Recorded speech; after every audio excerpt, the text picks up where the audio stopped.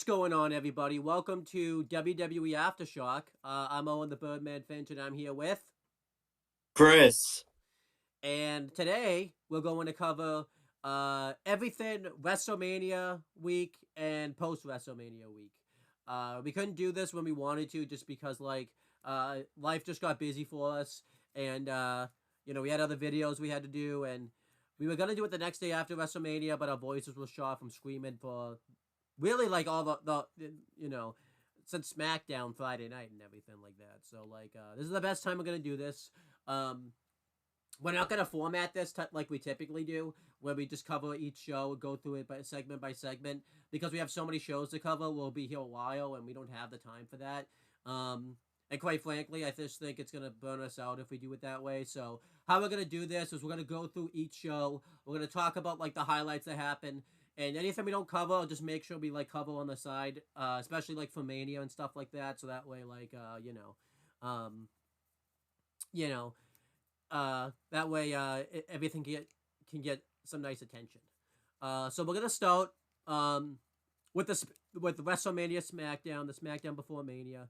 The only thing I want to cover really is the Andre the Giant Battle Royal, because everything else was built into Mania in some way, shape, or form. So there's really no point in talking about it. But I want to make sure we mention the Andre the Giant Memorial Battle Royal, just because it's part of WrestleMania week. Um, it was a pretty solid Andre the Giant Memorial Battle Royal. It's one of the weaker ones, I think. It just kind of felt like they kind of rushed it, and it felt like it was just kind of like, let's just kind of get this over with. Like, everybody's here. Let's kind of make sure we just kind of get this over with. I was pretty happy who won the Andre the Giant Memorial Battle Royal. I think Bronson Reed was a good choice, because he's someone that's someone that gets some type of a push. He's always in like some type of hot storyline, or is at least on the show every week. So I think it kind of made sense for him to win the Battle Royal. I think they call him Big Bronson Reed, so it kind of fits his gimmick and everything like that, even though they haven't called him that recently for a certain reason. And I think this is kind of a makeup for him, because he was supposed to get a world title match at Elimination Chamber, but then there's a couple of reasons why it didn't happen. He wasn't going to be able to go to Australia anyways, because his son was born that day, I think, anyways. So it wouldn't have worked out, and Seth got hurt, so it really couldn't happen. It just wasn't going to happen. I don't really think much is going to come. I think he'll get pushed, but I don't think I feel like after Backlash, they're really not going to mention anymore that he won the Battle Royal. I think I'll be shocked if he even mentioned it anymore after this week. But him winning the Battle Royal was a good choice. The final two was good. I liked that it was Bronson Reed and Ivar, because they've been kind of going back and forth, and it kind of worked out for them. Yeah, overall, how'd you kind of feel about the Andre the Giant Memorial Battle Royal, and who won it and everything like that? I mean, it made sense for Bronson Reed to win. I thought, it would have been better on the pre-show, just to give you something to hold you over until WrestleMania. But yeah, I thought it was pretty good, and I thought the right person won. Yeah, nothing else really to talk about for SmackDown, because I didn't take any notes because I didn't think we covered it anyways. But everything else was basically built into Mania, and since Mania's already happened, there's no point in talking about it. So yeah, then we had the Hall of Fame that took place later that night. We had all class and everything like that. Before I have you say the highlight, something significant. First year, no Maria Menounos for the Hall of Fame. She's been in every Hall of Fame, I think, since it went on the network. So that would have been 2014. I think she was at the 2013 one, because she inducted Bob Backlund into the Hall of Fame that year. But this is the first year she didn't show up at all. Pretty interesting that happened, considering the fact that, she always shows up during WrestleMania week. I don't know why it didn't happen this time, but it just didn't happen. Yeah, just kind of an interesting take that happened. But yeah, anything specific you want to talk about when it comes to the Hall of Fame? I think I pretty much know what you want to get into. So, if there's anything specific, just talk about it now and everything like that. No, I thought every entry. I thought the speeches were really good. I thought the organization of the inductees was kind of weird. I felt like Paul Heyman should have went on last, instead of first because the speech was so insane that it really would have made sense to give him the last half hour to an hour to give his speech. But yeah, I like the class this year. I Um, felt like the really cool thing with the People's Championship belt that Muhammad Ali's widow gave to The Rock. I thought that was a really really cool moment. yeah, that was cool. And I really like that. Um, yeah, kind of talking about the Hall of Fame, like throughout. The red carpet kind of was what it was. Um, you know, it was fairly solid. I think we, Well, because they needed that for the fact that they didn't have anything set up until like that moment. yeah, Because I was like, oh, 10 o'clock. That shouldn't be too bad. I should give them like 2 hours. And then like at 10:30, I was like, when the hell is this gonna start? yeah, because they had to set because SmackDown airs the same night now. So, the host of like the red carpet was Peter Rosenberg. He had a few interviews. The CM Punk one was good. That was significant because they fucked up by accident. Keith Lee walked into the interview by mistake. I didn't even catch it when it first happened because I think I was I late. didn't either. Um, but apparently that did happen. Um, but yeah, he had some good interviews It on was the an whole. accident. It wasn't. They weren't purposely showing them. Yeah, so he had some cool interviews throughout the Hall of Fame. They had Shayna Baszler come on, which was cool because they referenced, you know, her fight at GCW and everything like that, which was cool. Um, Yeah, because they're kind of like on friendly terms with WWE, so they kind of like yeah, if you're in friendly terms with WWE, you can use their fucking talent if you ask. yeah. Natalia's it was pretty mention worthy just because like she said the same thing in her interview here. Then she did it like one of the nights of like the WrestleMania kickoff show, which is just really hilarious to think about. So, um, Yeah, just copy and pasted it. yeah. Um, the backstage interviewers for it were like Kayla Braxton. Um, I think Saxon was an interviewer, and Kathy Kelly was an interviewer. Saxton. Yeah, it was Caleb Braxton, Byron Saxton, and Kathy Kelly, Yeah, and then Peter Rosenberg would chime in. yeah. For like the actual Hall of Fame itself, the ceremony, the host for it were Jackie Redmond and Corey Graves. Corey Graves did good, but Jackie Redmond, you could definitely tell at some points was definitely like reading from like a teleprompter or something. Because I guarantee you, maybe for Heyman, but for some of these people that went in the Hall of Fame, I guarantee you she didn't know anything about them, so she definitely needed to be scripted a little bit.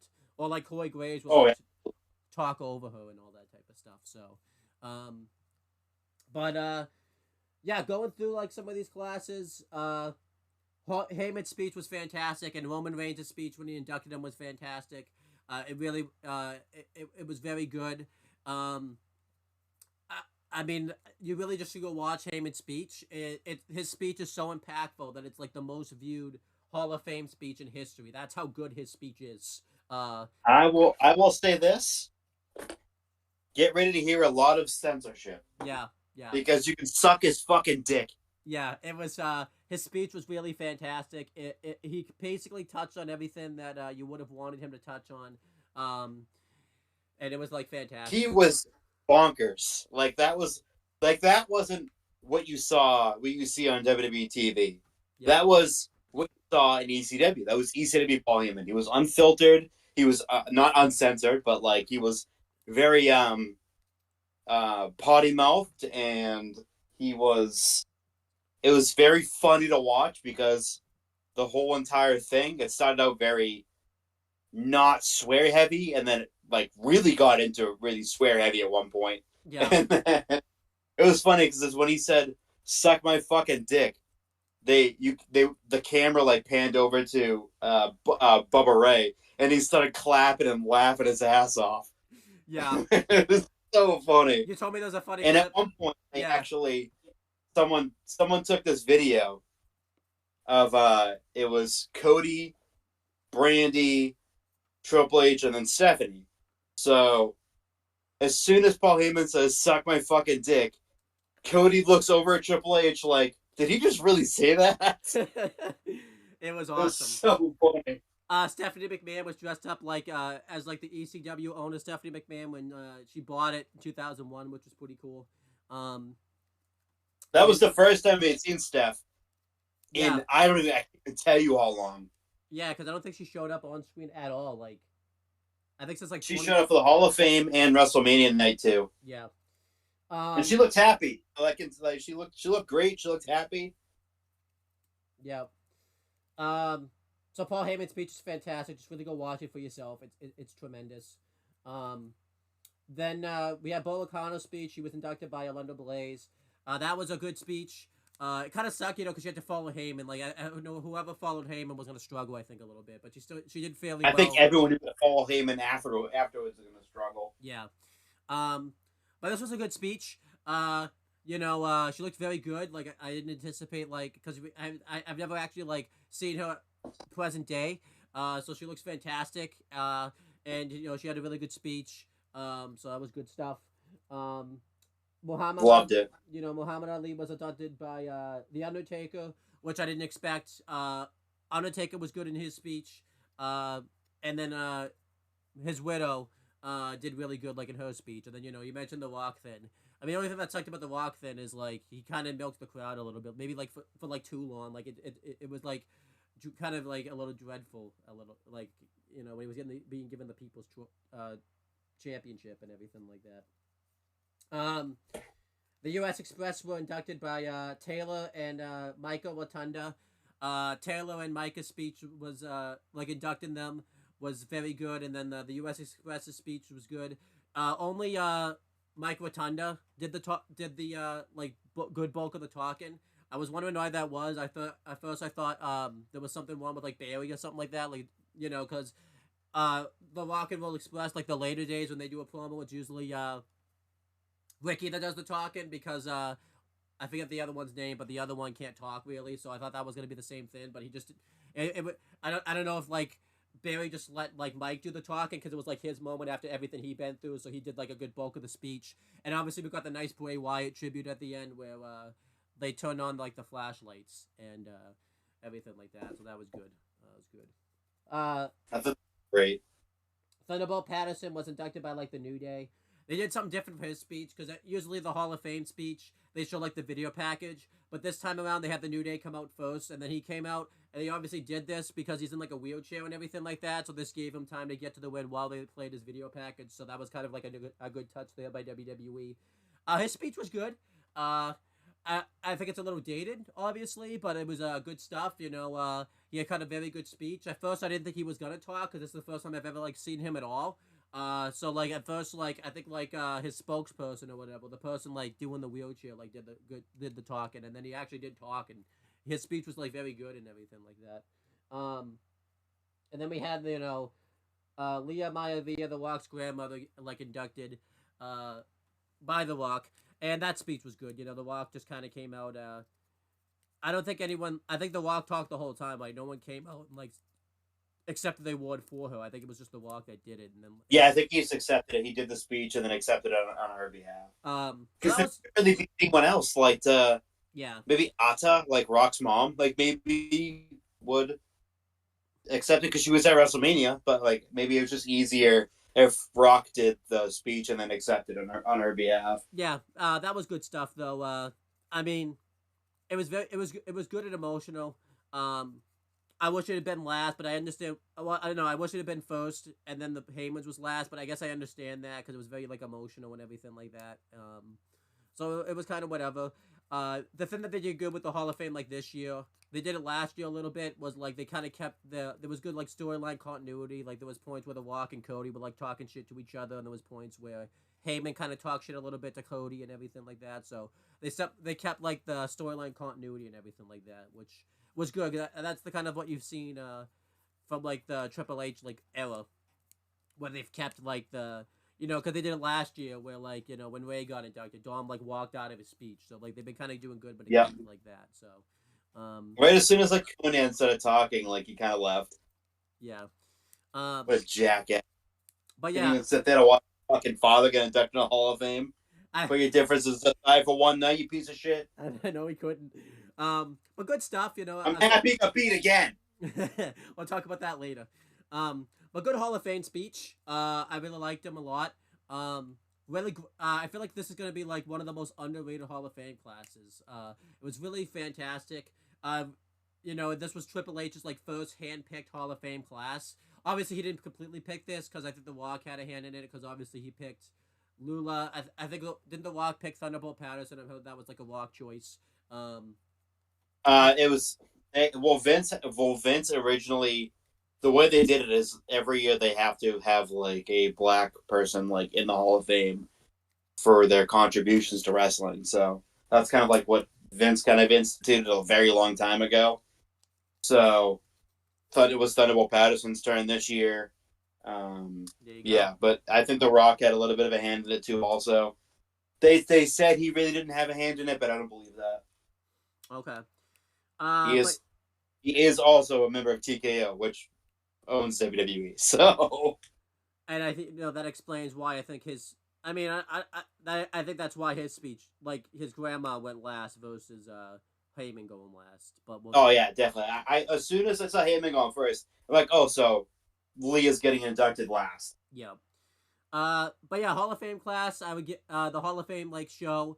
I would give it like an A. I don't think I'd quite go A plus. I think if Heyman's speech went on last, I would have gone A plus. But I think Heyman's speech going first, I think like it made like the rest of the class like it was really tough for them to like live up to like Heyman's speech. I think Heyman's speech was honestly too good to a fault. But so what would you give Hall of Fame as like a nice little letter grade? I give it the same thing. Like, I don't think a Hall of Fame like it's tough to really grade a Hall of Fame just because it's like okay, these like individuals that go up in there and they're talking about a friend or a family member. So Hall of Fame, like it's not going to be an F. Like there's never going to be an F. That's it's always going to be like a fair grade because that's it's really an accomplishment for them and or Yeah, their family member or whatever or their friend. But yeah, like it's after this Hall of Fame again. We're gonna look back at it in a few years and go, "Wow, this is actually a really underrated class." yeah, Um, Again, you got a lot of star power in there with Muhammad Ali, and Paul Heyman being in there, and one of the more sort of like not like in our like era of watching wrestling, or even like the people like our family members are in front of like more like our parents, like with Leah Maivia. She's not really well known to like casual wrestling fans. Like it's obviously like people are like, oh, that's Rock's grandma. Like, yeah, but she was a amazing booker. She was a great booker in Hawaii and whatnot. So she definitely deserves to be in the Hall of Fame. She was a phenomenal booker. Um, but yeah, like I thought that I give it an A too. Also, I thought this class was excellent. yeah, Bull Nakano going into really surprised me. Muhammad Ali too. I think it kind of tied in with the game also too with him yeah, going into Hall of Fame. I realized that really took me by surprise to see Muhammad Ali first of all in 2K and then see him go to Hall of Fame. I thought that was really awesome. But yeah, this Hall of Fame class is really good. I really liked it. Then we had the next show is NXT Stand and Deliver. Again, I'll ask the same thing. Any specific match you want to talk about or anything like that? Um, Not really. Like the main event probably would be something that I would, we probably both want to talk about that because it was our favorite match.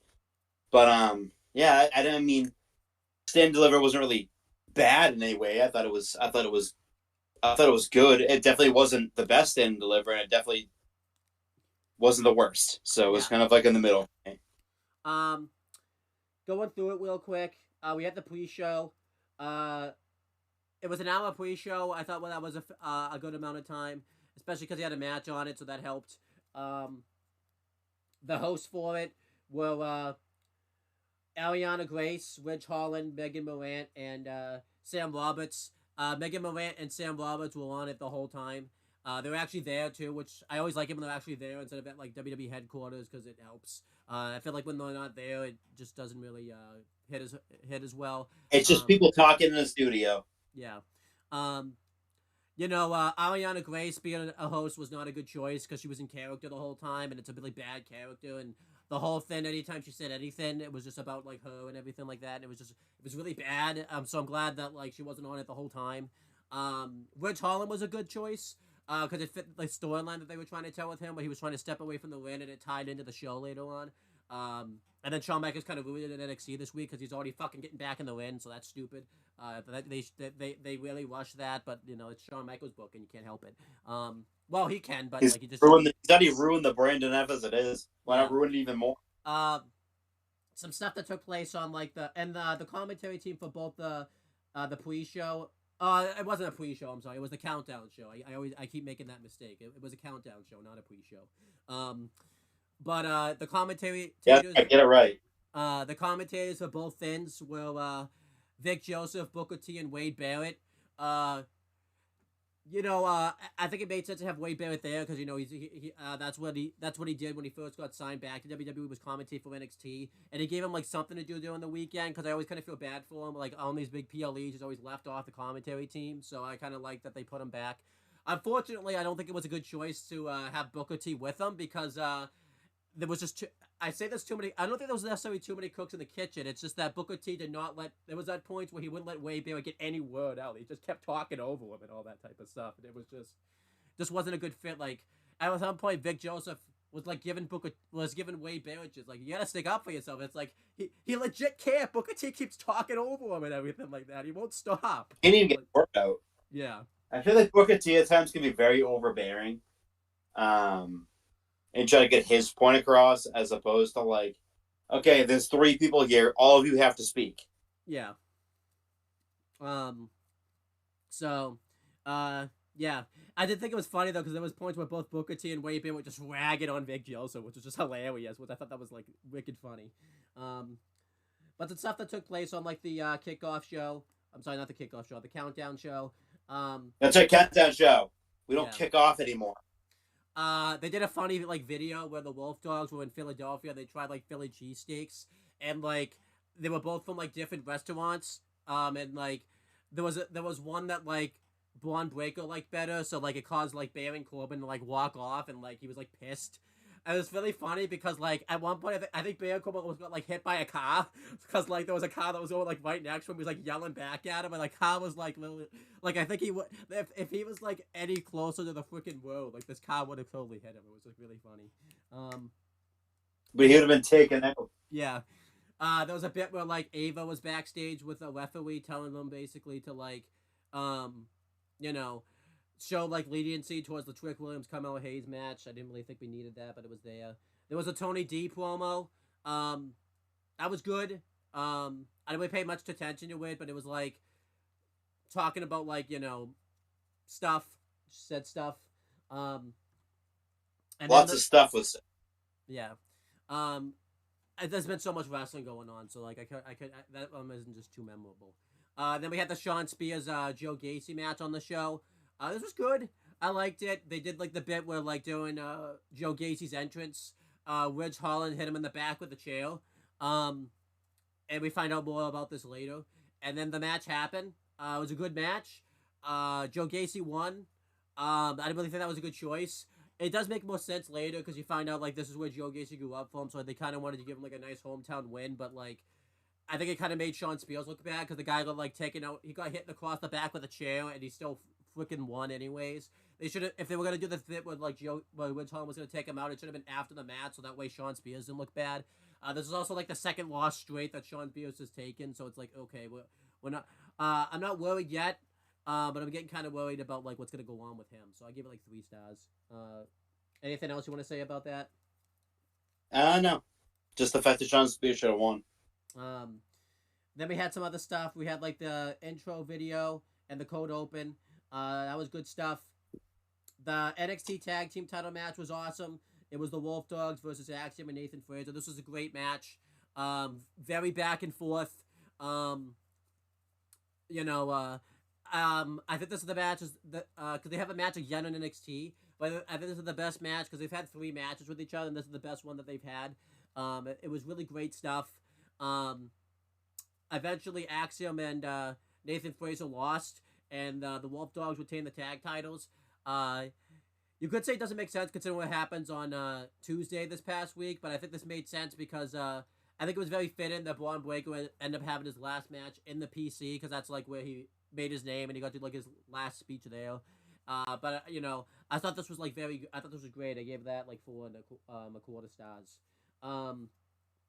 The cold open, by the way, too. They kept doing these bits throughout the night where Metaphor showed up on the show, and basically anytime they showed up, it always backfired on them. They did like a funny cold open where they, some were funny, some weren't funny, but like they basically like dressed up as everybody's gimmick throughout the show, and then they did a bit later where like Mensa tried to interview Obafemi, and he opened the door on him and like took him out and everything like that, so that was funny.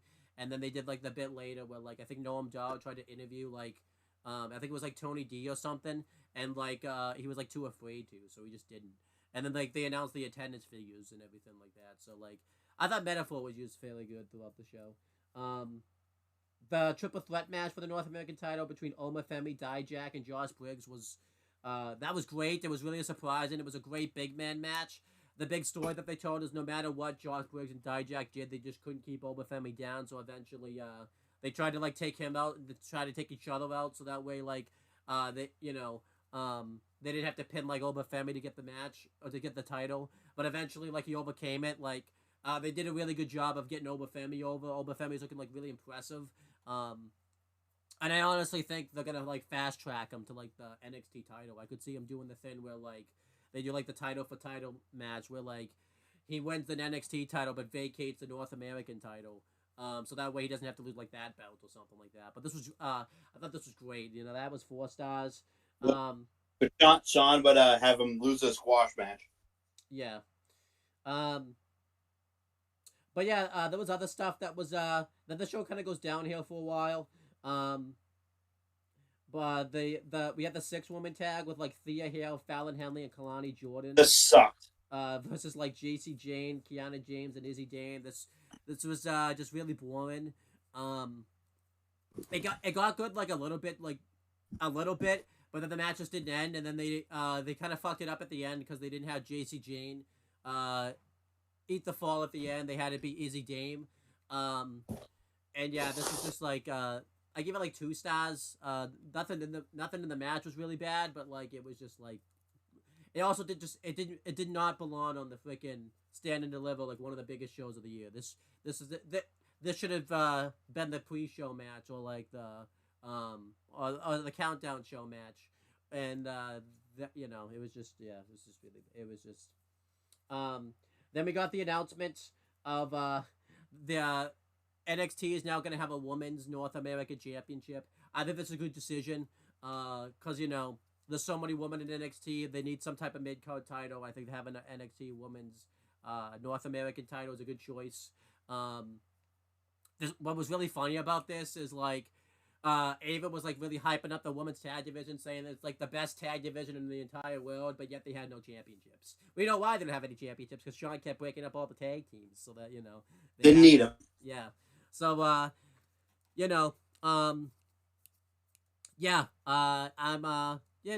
pretty okay with, like, a women's North American title. I think they're probably going to crown, like, a new champion. They're going to wait until, Battleground, and they're going to do some type of tournament to crown the new champion.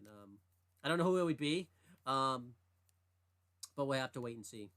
And then, we got the big announcement that Julia signed with NXT. Her and William Regal were in the crowd. This was awesome.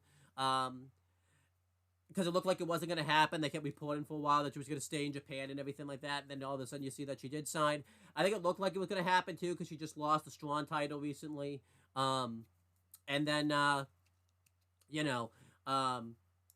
typically, as we've seen, AEW has been like signing people very quickly after either they leave New Japan or normally while they're still in New Japan, they like sign them. But this time she actually ended up joining WWE. I think we'll see her like in the fold fairly soon. She could end up being in that. She could end up being the first NXT Women's North American Champion. That could very well happen, or she could at the next PLE end up taking the title from Roxanne Perez. So one of the two things could happen. I'm pretty excited about this signing. Then we had the women's title match. I didn't update this in my notes for some because I had the my notes from last year. I just copied and pasted them into like a new folder, so my star rating stuck. Apparently, according to this, I gave this 4.25 stars. Yeah, no, it's not 4.25 stars. I'm close. This match was nothing in the match was really won. It was Roxanne Perez versus Lyra Valkyria, but like you know, the roles are reversed, and it was just really overbooked. They had Tatum Paxley come out there again, and like you know, uh, basically cost Lyra Valkyria the match ultimately. Um, Roxanne Perez tapped out Lyra at the end, and she probably got like the biggest pop she's ever gotten in her entire career. Got a really great pop when she won the belt, and then I posted in the chat, but she's a heel, so you know, it doesn't really it's not how it works anymore. You can't cheer Roxanne anymore, and I guarantee you this is gonna happen every week. She's gonna get like a big pop every week, and then the fans have to remember, oh wait, I'm supposed to hate you, you're heel. So um yeah, really like you know, not a bad decision to put the belt on Roxanne because it needed to happen after her face run bungled and they needed to validate her heel one. But this is just not going to be a good title reign. So yeah, not a good choice. I like the NXT title match. That was good. It was Ilya Dragunov versus Tony D'Angelo. This one's really tough for me to rank because I had to leave during this match because my sister is getting married in June and I had to go get my tux fitted. So like I had to leave during the match, and then I couldn't watch the match again until after night one of WrestleMania. And I think I was really burnt out from yelling during night one of WrestleMania. So like, you know, towards the end of the match, I wasn't as into it. So like, I was kind of fair with this match and give it 3 stars because like, I really can't give it a lower ranking or really a higher one because I don't really have like a fair perspective on this match because like I didn't watch it in full and anything like that. So if I probably watched the match the whole way through, maybe I would have given it like a better rating, but it's really tough. And then they had like Tatum Paxley backstage, and like her and Lyra kind of got into it a little bit in like a argument sense, not like a lesbian sense. And then they showed like a video package for Javon Evans, who was going to debut, which was pretty cool. And then the main event was Trick Williams versus Carmelo Hayes. Really great main event. I feel like this was a benefit having like the rules be lenient, but it wasn't like straight up no DQ street fight because I don't really think they've been able to do a street fight. It doesn't really seem like it fit their like styles and everything like that. So having it be like referee's discretion was a better choice. Trick Williams won. It was great stuff. I give it like 4.5 stars. I was, they left room for some more, but if it ended here, I wouldn't complain about it. But it was definitely great stuff. But yeah. Overall, I Stand and Deliver I thought was a great show. I'll give it like a B plus. I feel like the middle half of the show where from like the woman's 6 woman tag to like the woman's title match, it kind of goes downhill for a little bit. Gonna mute that real quick because gonna mute this for an hour. Gotta close out of Facebook. Seems like anytime I do a show, everyone's like always messaging me on Facebook and stuff. But yeah. Anything else you want to say about Stand and Deliver and like your letter grade and everything like that before you go into like WrestleMania? I'll give it like a B. I thought that the main event was great. Tony D versus Dragunov was good. I thought the women's championship match sucked and was really slow. The crowd was dead during it. What a surprise. Someone who the crowd wanted to cheer. Both people who the crowd wanted to cheer. It's the old GM motive. Oh, we're confused on who to cheer for. Yeah. Yeah. I mean, I thought overall the show was not that great. It was fine. It wasn't overly offensive, but yeah, like Roxanne Perez is dead, so I don't. That's just at this point. Do what they want with her. Fuck it. I don't even care anymore. She's not over. Yeah. Well, she is just not in the way. Yeah. Yeah. Before we talk about Mania, because we had to waste our time on an hour of our live Sunday on something, so I wanted to make sure it's not a complete waste. You want to talk about what we wasted an hour on Sunday watching? So we have set foot. We had a mindset that we wanted to watch the Slammies on Sunday morning. So flip on the Slammies. Immediately, they had, from the get-go, they were having technology issues. they had R-Truth on there. It was Big E, and it was Kathy Kelly. R-Truth is funny as per usual. The whole show sucked. It really was just really bad. They were having problems. The teleprompters weren't working. They cut 3 times to Cody, who won 3 times. And it didn't even have it was just generic. Like, this is a Slammy. Here is Slammy. And it was just not good. CM Punk won twice. He was actually there in attendance. Tiffany Stratton won, which is a crock of shit. Yeah. She was in attendance. They had Sal Volcano on there to present an award. I kind of like that. But yeah, overall, it's pretty shitty. It wasn't really worth watching. It was a waste of time. And yeah, it was just terrible. Yeah, so I'll just kind of keep talking about it. Yeah, Truth was funny. We noticed at one point they pretty much alluded to it. There was these VIP seats. We're like, wait, why is there VIP seats? Is there someone supposed to be sitting there? And then we find out later on it was I think it was what? It was Megan Moran and Sam Roberts from no. It was Corey Graves and Caleb Braxton, I think. I think they were the VIP. No, it was Byron Saxton and Caleb Braxton. Yeah. So they alluded to that pretty quickly. The CM Punk bit was really weird because he won 2 Slammies. He won OMG moment and Return of the Year or something like that.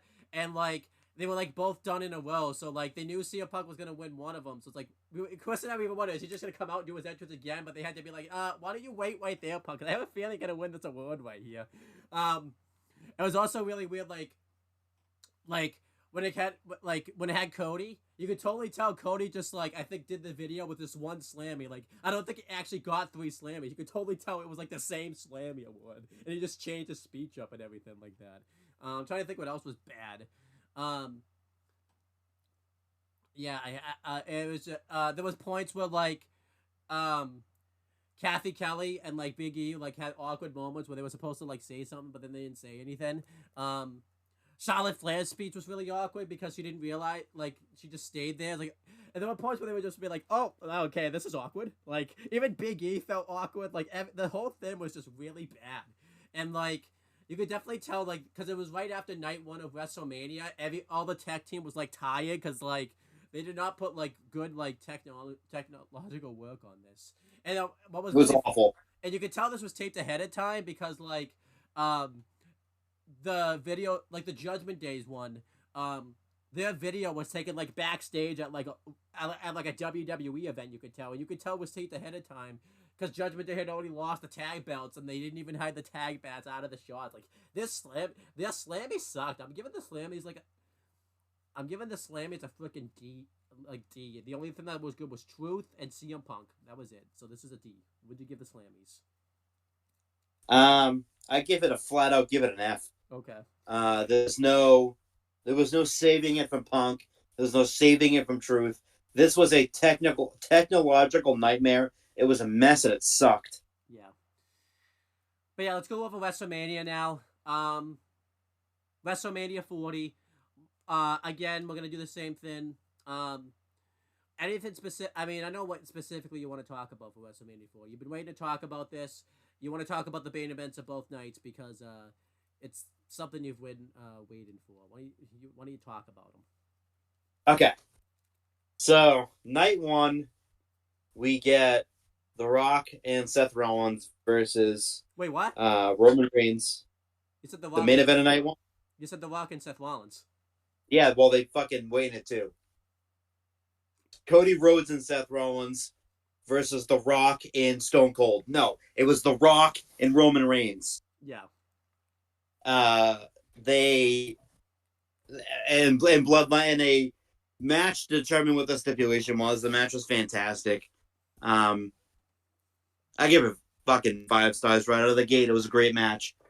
It was way more physical and brawly than I thought it was going to be. Way more. They went into the crowd. Like Seth got the shit beaten out of him. Like it was insane. And and there was at one point, the referee was gonna count. It's either Charles Robinson or Chad Patton or someone. And Rock was outside the ring and he's gonna count. He's like, "Don't fucking count. I'm your boss." Like, like that was. I thought that was really funny. And then it was matches just fucking crazy. Lots of brawling on the stage in the arena. Just Roman hit the spear on Seth through the timekeeper's area. It was crazy, and then it was after that. It was just 2-on-1 after that because Roman got back in the ring and Seth was dead at that point. Like he was taken out completely. Then Cody gets hit with the spine buster. No, the rock bottom, and then a people's elbow. And that Cody Rhodes surprisingly eats the pin. Yep. And The Rock and Roman Reigns win the tag team match, and it was Bloodline rules for main event of night 2. Yep. To give my 2 cents about it, it was really a fantastic match. The Rock looked fantastic out there. He looked great. Yeah. They kept they limited, even though Cody and Roman got into it pretty good, but they didn't get into it that much because like they wanted to save that for like night 2 mainly because they were actually having the one-on-one match there. No, because it was basically 1-on-1. It was Rock and Cody in Seth and Roman. Yeah. Seth took a shit kick into this match. He got destroyed. It was really awesome. The Rock was great in this match. And just a lot of something that's going to be a storytelling element is Roman Reigns accidentally hitting the Rock with the spear, which was that could play into something. And then a big thing was at the end when like Cody was gonna finish it off, he got hit in the back with the weight belt, and then all that other stuff happened. And they did the same thing where they did the similar shot from WrestleMania 39 Night 2 last year, where Cody sat like in the exact same position when he got defeated last year. So they really tried to play up on it and everything like that. It was really fantastic. I give the main event like 5 stars. It was a fantastic main event. The entrances were really good too. The Rock was the only one that got a special entrance since, Seth, Roman, and Cody were all going to wrestle the next night anyway, so it kind of made sense that The Rock only got one. This main event was really fantastic. And Chris and I were like, and the fans were like, not really sure like where to go because like everyone was chanting for Cody and Seth, but when it got to points, like they didn't really want like Cody and Seth to win because they wanted Bloodline rules the next night. So there were points where like we were like, yes, no, yes, oh, we didn't really know we didn't know what to root for. We didn't know, the crowd didn't know what to do. We didn't know what to do. It was just insane. Like, but the setup really. What a spectacle! Yeah, they're set up very nicely to night 2's main event. When you talk about that, this main event was like. If we ever do a tier list, this is probably going to be like in the Hall of Fame of like main events of WrestleMania. Probably not the best one, but it was really fantastic. Yeah. So night 2 of WrestleMania, Bloodline rules. We had Cody Rhodes versus Roman Reigns for the undisputed Universal WWE Championship. This match was fucking wild, and it was exactly how we wanted it to be, wild and crazy. So the match started out kind of fine. No interference, and then, just as we expected, we kind of knew what kind of order it was going to be. But so Jimmy comes out first, to kind of help Roman out. Jay comes out to make the save for Cody. They start brawling up to the entranceway, and Jay hits Jimmy with a spear right off the stage into the table. And people said that was better than the match in general, which it was. Yeah. And then Cody goes for Crossroads. Same fucking thing as last year. Gets Samoan spiked. And then out comes Solo Sikoa's rival, John Cena. Cena comes out, makes a save for Cody again. attitude adjustment through the table. And as soon as Cena hits the attitude adjustment through the table, out comes The Rock. He comes out, hits the rock bottom on he hits the rock bottom on Cena. And when they did all this, everyone was taken out. So they basically had one spot, then they were gone. All of a sudden, there's lights out. You hear the gong. No, it's the fucking the Shield first. No, that okay. So that was I mixed those two up. So then it was oh yeah, because this kind of made sense. But so Shield music hits. Didn't ring a bell at the time. Seth comes out in the Shield gear. He said he was going to be Roman's. He said he was going to be Cody's Shield. Like at the beginning, the very, very beginning, when he said that he was going to be his tag partner for the tag team match, he said that he was going to be Cody's Shield. So, Shield music hits. Shield Rollins comes out. I don't have like his fucking eye was busted because I saw this like later on. Like he got kicked right directly in the eye. Yeah, we'll get to that. When Drew hit him with a boot, he got fucking booted right in the eye, and his eye blew up.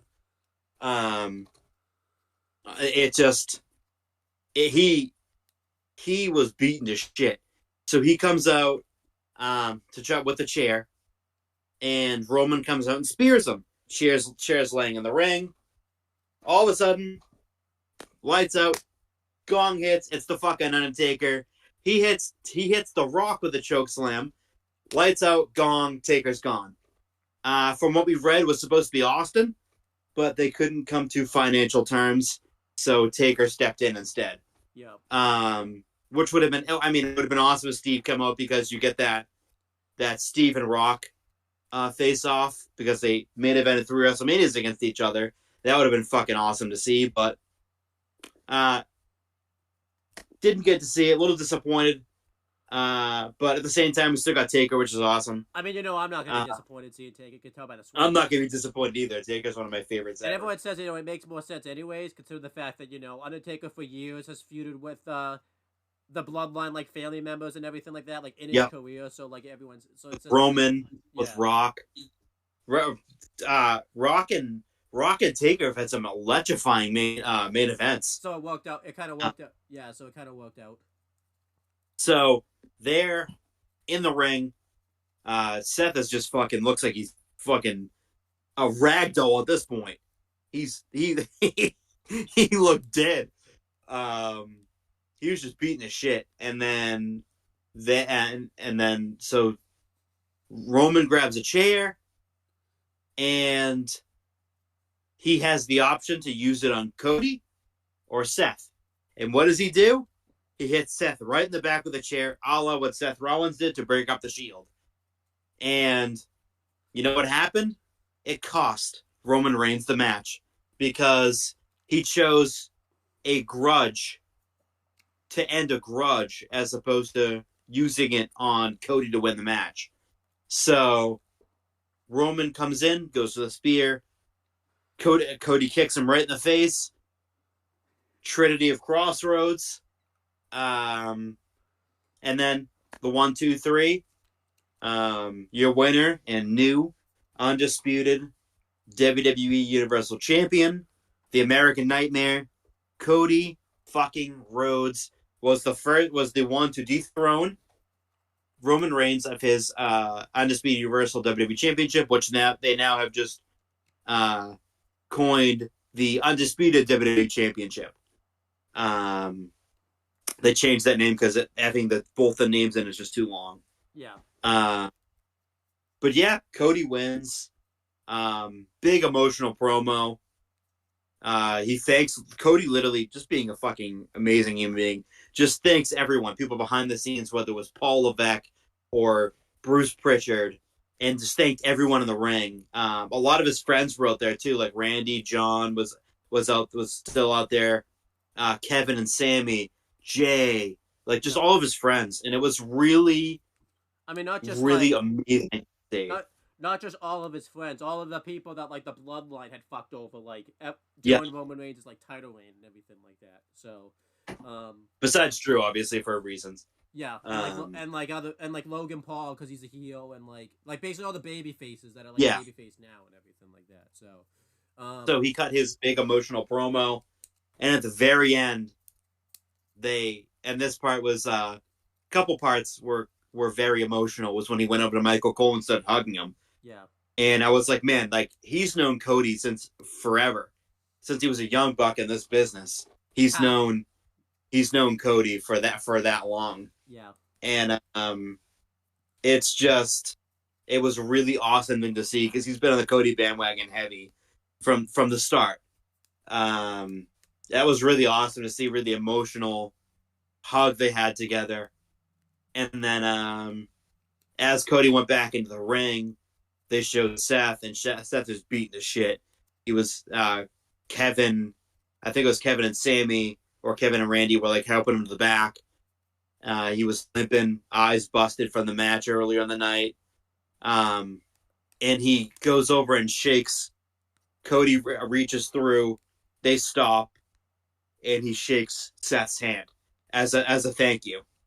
And that really like was really emotional when it's like, damn, like this, it's over. Like that was like the big crescendo, and this big emotional match after Cody had failed to win the WWE Championship the year prior at WrestleMania, and just had that lasting image of him sitting in the ring, emotional after he had lost, with Roman celebrating on the ramp.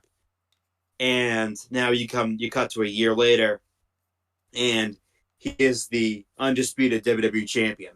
yeah. What a crescendo to that story, just from the interference. Like we got Blast from the Past, and we got everything we kind of wanted from that match.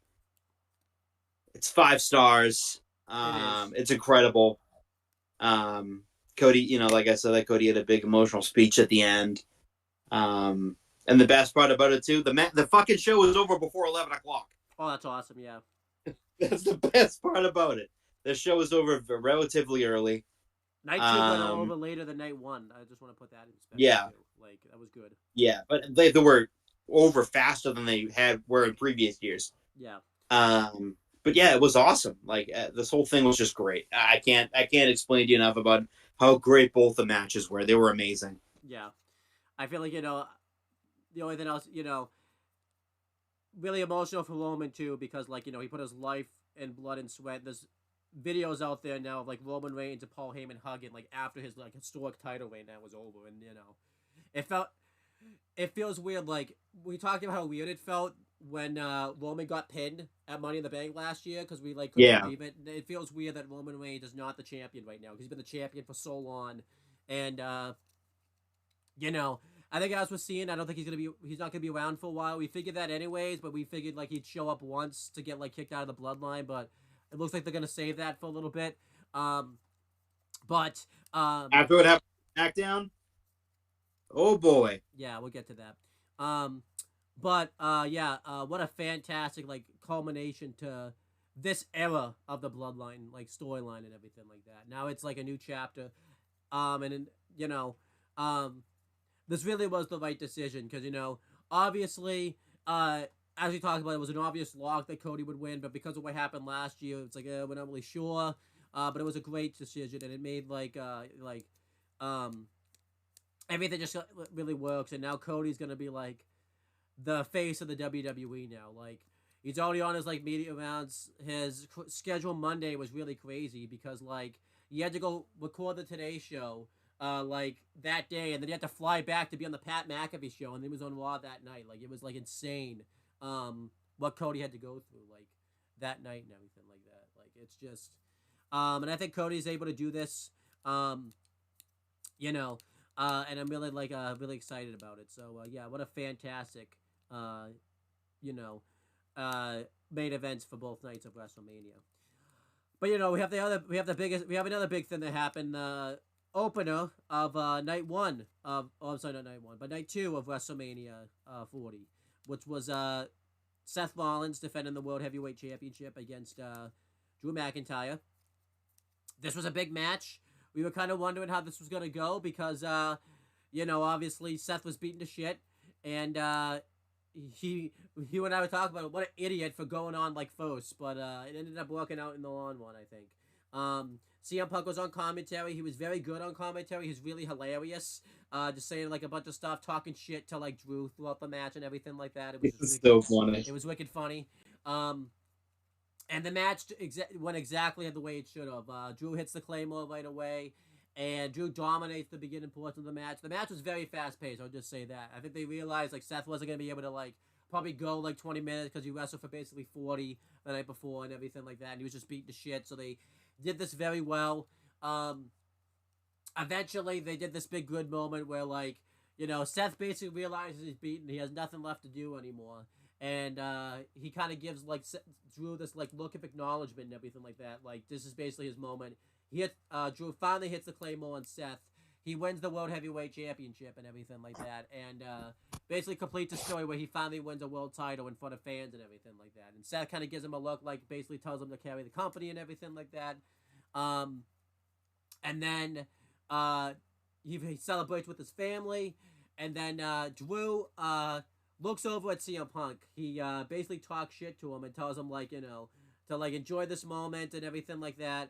And the second that Drew turns his back, Punk grabs his leg. He sweeps his leg out. He lands back first on the announce table. He hits him off the head with his brace and everything like that. And then we get the Money in the Bank cash in.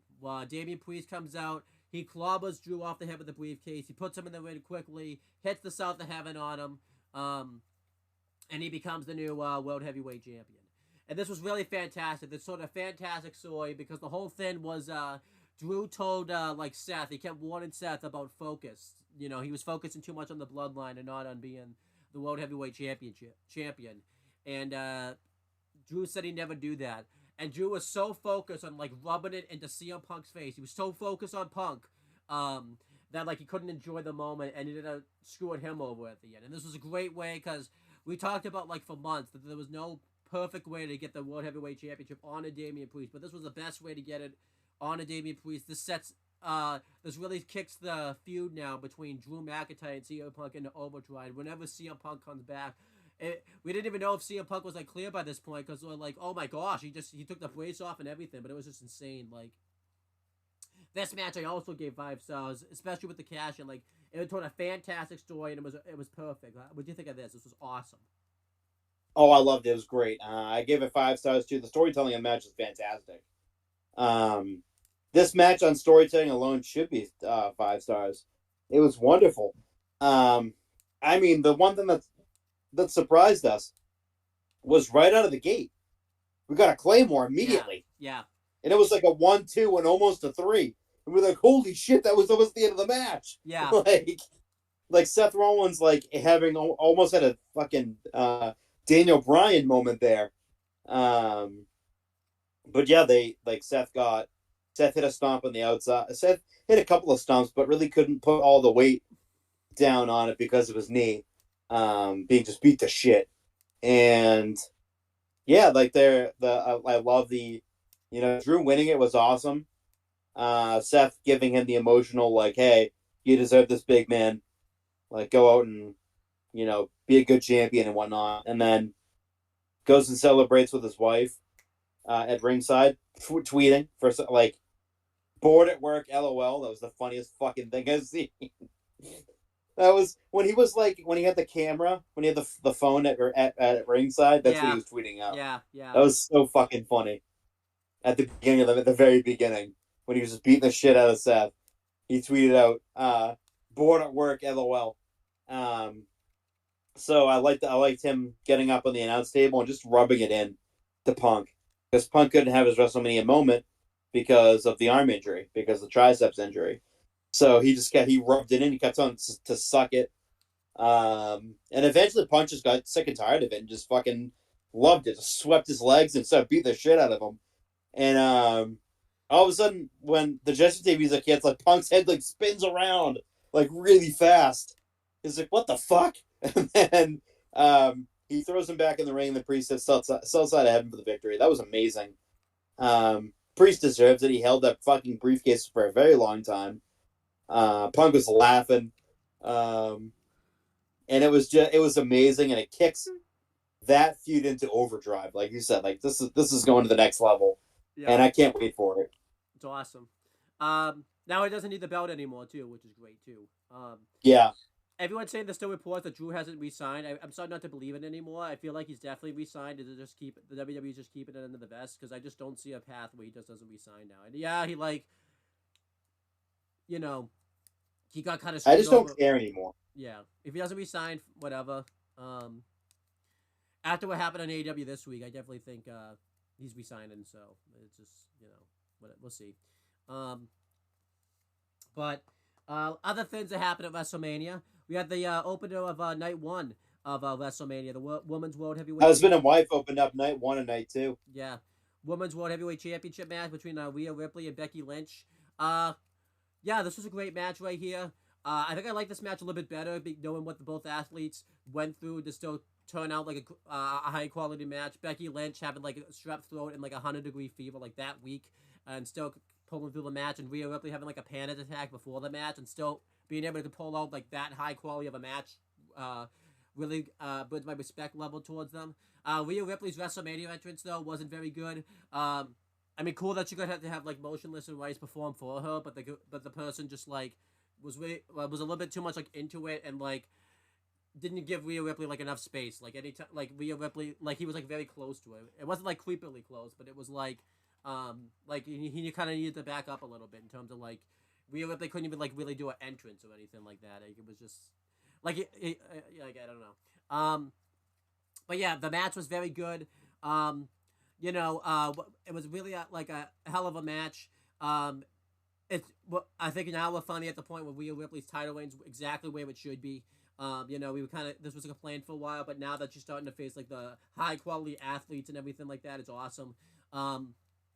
Rhea Ripley when it made sense, I think, just because like she's finally hitting a stride as women's world champion. Especially too with what happened at night two, it kind of works out because like now with Damian Priest having the world heavyweight championship, Rhea Ripley being the women's world champion also like works. So like and they could do a nice little redemption storyline with Becky Lynch again. I don't think as long as Cody or anything like that, but they could do something special with Becky Lynch and everything like that. So I was really okay. I gave the match. I'll probably go higher because I think I gave it like 4.25 stars. But now that I know about the panic attack, I think I'll go 4.5 because like and like the behind the scenes like to put on that high quality of a match at like your stage, you deserve another like a little quarter star. Like you get, I'm saying quarters. You're getting scared now, but yeah, 4.5 stars I right am there. terrified. What did you think overall of like the women's world heavyweight championship match?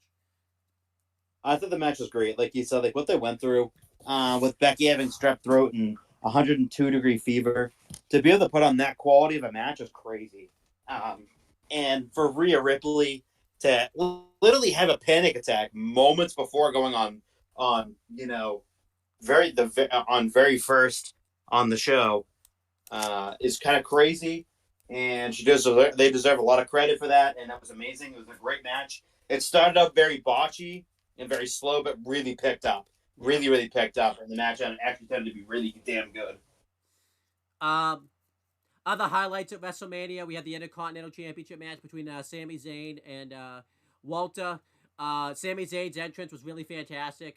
He was backstage and they do the whole thing where he's talking with like his wife and his kid and everything like that. There's a funny bit that Chris and I kept talking about throughout like the match, where like he didn't want his son watching this match. He said, "We'll show you it later" and everything like that. And I'm like, "What the hell is he gonna show him?" Because like Sami Zayn got like, What was he gonna actually show him? Nothing. The haluva kick. That's it. Just gonna show him like a minute and a half's worth of the match at the beginning where he looked strong, and then at the end where he hits him with the haluva kick and pins him. Yeah. Like what can he show him? Yeah. And then they did like another really good entrance where like Chad Gable kind of told him he's on his own, and then that fantastic like Kevin Owens entrance where like he hyped him up and everything like that. It was like what a fantastic WrestleMania. It didn't have like the pomps and circumstance, but just in terms of the emotion, it was just truly fantastic. And this is what helps. We have like the new guy in production like taking over and everything like that. Like this entrance wouldn't have Yeah, worked if Lee like Finning is amazing. He's yeah. incredible. This entrance wouldn't have worked. I think if Kevin Dunn produced it and everything like that, because I don't think this would have No, would have happened. been jumpy. Yeah. First of all, it wouldn't happen that way. So yes. Um, but yeah, it's just like fantastic, and the match itself was just like really fantastic. Even though we kind of had a feeling like Sami Zayn has to be winning away with this, we didn't have like a feel good story yet because I think the next match after this was the tag match, and we kind of figured like the Rock and Roman are gonna win that. So like, it was a truly fantastic. Yeah, Sammy got the shit kicked out of him, which really made us feel sympathy for him. Walter got too confident and stuff like that. Sami Zayn for the first time in like his WWE career hit the brainbuster onto the turnbuckle, which he hadn't done that since his El Generico days and everything like that. Then the haluva kick and dethroned Walter of his Intercontinental Championship. What a beautiful moment, a beautiful match, and yeah, just beautiful. I think I gave this like 5 stars. It was truly wonderful. What'd you think of this? This was awesome. Fantastic. Everything about it was great. So again, this is like a masterclass in selling a match. Sammy, this is your masterclass in like the David vs Goliath genre, where Gunther's this unbeatable fucking champion, and then you have Sami Zayn as the underdog, and it's just everything in it was just fantastic. It was wonderful. Sammy gets his ass beat for the majority of the match. Then he hits a surprise haluva kick when Gunther's on the top rope, comes down, nails him with another one, and then he pins him for the victory. I thought that was amazing. Then we have like another great thing that happened at WrestleMania. Going to night 2 now was the women's championship match between Io Sky and Bayley. Great stuff right here. Kind of sucks they were put like in a bad position because the crowd really wasn't that into it because they were trying to save their energy because they realized the Bloodline Rules match was Yeah, going but to they were decently into it. They weren't like fully into it, but they were enough into it. Yeah. But yeah, still great stuff. Bayley had like a really weird WrestleMania entrance. It was just weird. We'd rather not talk about it. She couldn't get Paramore, so they had to come up with a fucking reason for why she was an Egyptian princess for some reason. But really great back and forth WrestleMania match. You know, about what you would expect those two to have. I think I gave that like let's see, what did I give that? I gave it 4.5 stars. Bayley winning was awesome. We were kind of thinking maybe she wouldn't win because then Cody wouldn't get his feel good story, but it still happened anyways. Truly great stuff. A good way to end like Io Sky's title reign, and a good way for like a good combination of damage control. So really great stuff. Anything you want to say about the women's championship match? No, I think you covered it pretty well. Then we have to kind of talk about the most underwhelming thing that happened at WrestleMania, and then maybe we'll just kind of talk about the rest of the show. Unfortunately, it was the Usos match. It was Jay versus Jimmy. This is the match everybody waited for. We finally got the hype for it too because we weren't really hyped for it. The video package is very weird if you watch the video package because it makes it look like Jay turned first and then Jimmy turned. It makes it look like Jimmy never even left the bloodline. It was Jay left the bloodline and then like Jimmy turned on him, which wasn't how it went. So like they kind of made up lies and everything like that. They kind of like fumbled the history and everything like that. The match was pretty disappointing. It was still a good match. Now that it's going to be the only match it looks like they're going to have, it's pretty disappointing, though. Pretty underwhelming. If they were having more matches, I'd be more okay with this match. But what happened on SmackDown, it looks like Jimmy's going babyface, which we'll get into. They did too many super kicks, I think. They did, like, this thing where they both hit super kicks to try to, like, knock each other down and everything like that. They did a good emotional bit where, like, Jimmy tried to, like, apologize and everything like that, but it ended up being, like, a ruse, but it wasn't the finish. Jay winning was a good choice, it was the right choice and everything like that, but, like, it was pretty disappointing. I still thought the match was good. I'll give it, like, 3 stars, but, like, you would have expected more considering the fact that, this was a dream match that they wanted, so you thought, like, more would have been put into it. And, now it's going to be, like, the only match that they have, so you would have expected, like, more of a finality. Like, it felt like there was going to be more to it, but it doesn't look like that's going to be the case. So, yeah, what did you think of the Usos little match they had at WrestleMania? I thought it wasn't very good. It was disappointing. It could have been a lot better. Again, this is something that it was kind of built up to and got us really, really interested in. And yeah, just it didn't live up to the hype at all. Just really bad. Salivated. Yeah, I'll give it 1 star. Okay. Going over the rest of the show real quick. Um, both kickoffs slash countdown shows were good. Um, you know, they had some good interviews on it. They had the panel was very good. It had Pat McAfee, Big E, CM Punk, Michael Cole, Wade Barrett, and Jackie Redmond. Hour one was like Cole, Big E, Punk, McAfee, and Cole. No, McAfee, and that's it. That was just, yeah. I said Cole twice, but like, um, you know, but obviously because Cole and McAfee had to call the show, like I think like a half hour into the kickoff, they replaced them with Wade Barrett and Jackie Redmond. You could definitely tell the quality went down when Michael Cole and Pat McAfee weren't there anymore versus when they were there. So, that They was, basically said, "Please stay on. Please stay on. yeah.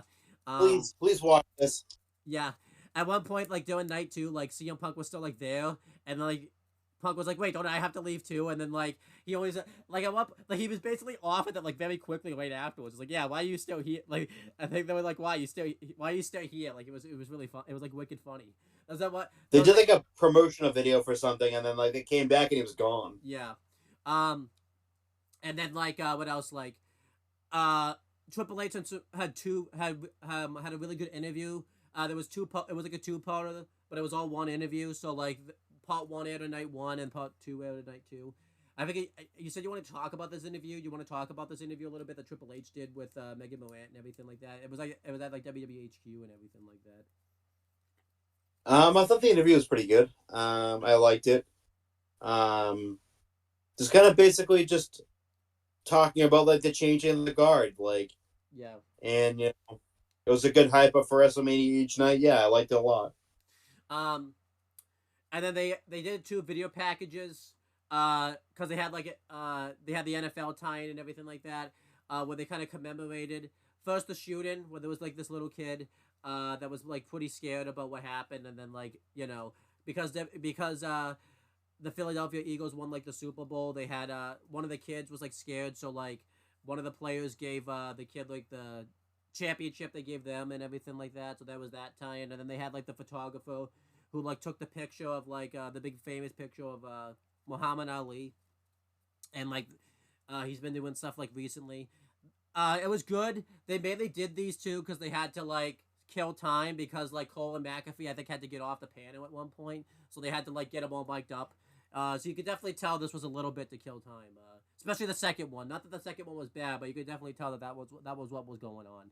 So, um, and you had some interviews and stuff like that. Um, Going through other stuff that took place at WrestleMania, the national anthem for both nights were good. Um, just good stuff. They did the welcome thing that they did. They did one for Triple H for night one, where he just basically welcomed everyone to WrestleMania, and they did one for night two for Stephanie McMahon. Obviously, we talked about this. The reason they're doing this is so that way they can have that in the WrestleMania video packages now, because they can't have the Vince one there anymore for obvious reasons. So they needed to have. I think they want to have, with it being in the new era now. Um, Obviously, big thing. The intro video is new now. I love the intro video. It's more it's really good. It's awesome. So I love it.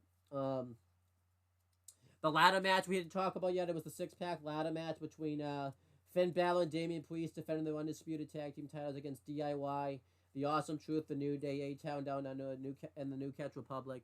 It's a really great spot fest. I loved it. It was really a big spot. We definitely knew the belts were getting split up because they mentioned they had to like pull down both belts, and they had them both on like different like hangers and all that type of stuff. And A-Town Down Under won the SmackDown tag team titles. It was kind of random, but it kind of worked out because they immediately got their comeuppance for it because like New Catch Republic put Austin Theory and like Grayson Waller through a ladder and everything like that, so they immediately got destroyed right after it. And then at the end, Awesome Truth won the Raw tag team titles, so we got like a feel good story at the end. There was kind of a botch in the match because the ladder broke, So like they did a really weird thing where R-Truth had to like hand Damian Priest like a ladder so that way he could set it up and everything like that. But it was still a great match. I give it like 4.5 stars. A really great spot fest. Um, and then you had another really great match. It was Rey Mysterio and Andrade versus Santos Escobar and Dirty Dominic Mysterio. This was really good stuff right here.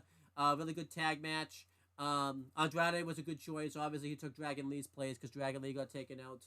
And yeah, just you got to see some new innovative stuff in the match. Eventually, members of the Philadelphia Eagles interfered in the match, and it cost Santos and Dirty Dom the match. And Santos finally got his comeuppance at the end, and LWO stood tall. Chris and I mentioned though, it looks like Carlito's gonna go heel because ever since we've seen him recently, he hasn't been in the LWO attire. He's been in his own attire. So it's like, yeah, he's totally going heel. No question Oh, about it. He's totally going heel. So, there you go. The 6-woman tag with Damage Control versus Bianca Belair, Jade Cargill, and Naomi. That was good. It did exactly what it needed to do. It got Jade Cargill over, and she looked really good in the match. So I liked that. That was good. I gave that like 3 stars. And then at the end, the only other thing on night one was they had the segment where Nick Aldis and Adam Pearce came out and announced the attendance figures. Good WrestleMania moment. It was Nick Aldis' first WrestleMania, which is something I never thought we'd see. He's never been at WrestleMania before, so it was pretty cool that he was there and everything like that. And then we had the night 2. Other stuff that we haven't talked about on night 2, it was Bobby Lashley and the Street Profits versus the Final Testament in the Philadelphia Street Fight. This match was in a bad spot because it was right after that hard opener, so they had to figure out a way to keep the crowd into it, and WWE was pretty smart about it. They threw out Bubba Ray Dudley, who was the special guest referee, which was very smart, because it was at the same place as ECW, Philly, so he was going to get a great pop, and they had Snoop on commentary. Snoop was hilarious on commentary. He was so funny that WWE aired like a video of like everything that he said on commentary. And he was really hilarious. He was so funny that they didn't even get half the stuff that he said on commentary there. Like he was wicked funny on commentary. The match was good. It was pretty good actually. And Bobby Lashley and the Street Profits won. And it made sense that they won, so it was good stuff. So I give that like 3.25 stars. And then we had LA Knight versus AJ Styles. That was a really good WrestleMania match. LA Knight won, which is exactly what should have happened. I gave that like 3.5 stars. It was really good. The U.S. title match was great between Logan Paul, Randy Orton, and Kevin Owens. It was very logically booked. Triple threat match. They did a really funny bit where Kevin Owens, he had like the same type of entrance as Sami Zayn did, but the difference was he came out like in a golf cart and doing like Randy Orton. Actually, I think you want to talk about this. Why don't you talk about that funny bit that happened on the golf cart with Kevin Owens and like Randy Orton and everything like that? so Kevin Owens has his golf cart, and they're fucking. So Kevin does his entrance with the golf cart. Randy's music hits. He comes back up and like is gonna escort Randy to the ring on this golf cart. And I have no idea how fast Kevin was going, but that thing was going fucking 40 miles an hour easily. And he was flying down the fucking ramp, and Randy's just like put his hand up, like, "Hey, whoa, slow down a bit here, slow it down." It was so funny. Yeah. And then Randy gets off and kind of like, "Oh shit!" Like I gotta catch my balance. This triple threat match was great though. It was like a differently booked triple threat match. It was really well paced. They had the what's the name of that YouTuber that like interfered in the match and everything like that? He was I show speed. Yeah. He got taken out by Randy Orton, but KO'd on the table, and then like it allowed Logan Paul to win. I like it wasn't immediately like the finish. Like Randy Orton didn't take him out, then Logan Paul won. Like the match still went on for a little bit, and then Logan Paul won, which was good. But yeah, this match was great. I gave that like 4.5 stars, and that's basically all of WrestleMania right there. Anything else you want to talk about with those matches and everything like that? No, pretty much you covered it. Yeah, I mean, you're happy Dom got like, well, you're not Oh happy, fuck yeah! you're not happy to get pinned though. I think you wanted him to get pinned, so I mean, Santos is in for being a piece of shit, but Rey Mysterio definitely should have pinned his son. Yeah. 100%. Um. All right, so let's talk about other things. We're gonna talk about Raw now. The Raw after WrestleMania.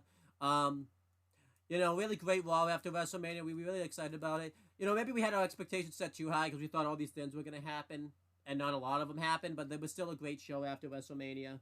Um, Main event happened first. Um, Main event was pretty good. I think it was like what was on main event actually. I don't even remember. Where's my notes? Uh, did I even take notes on main event? I'm not seeing them. No, fuck it. Who cares? Hold on, I'm gonna find these. Um, Main event was dumb and stupid. It happened. Who cares? Dumb event. I'm looking. Dumb main event is what it was. Cannot find He main event. decided that he didn't want to take notes because he knew he wasn't going to talk about it. Oh, I did take notes on main event.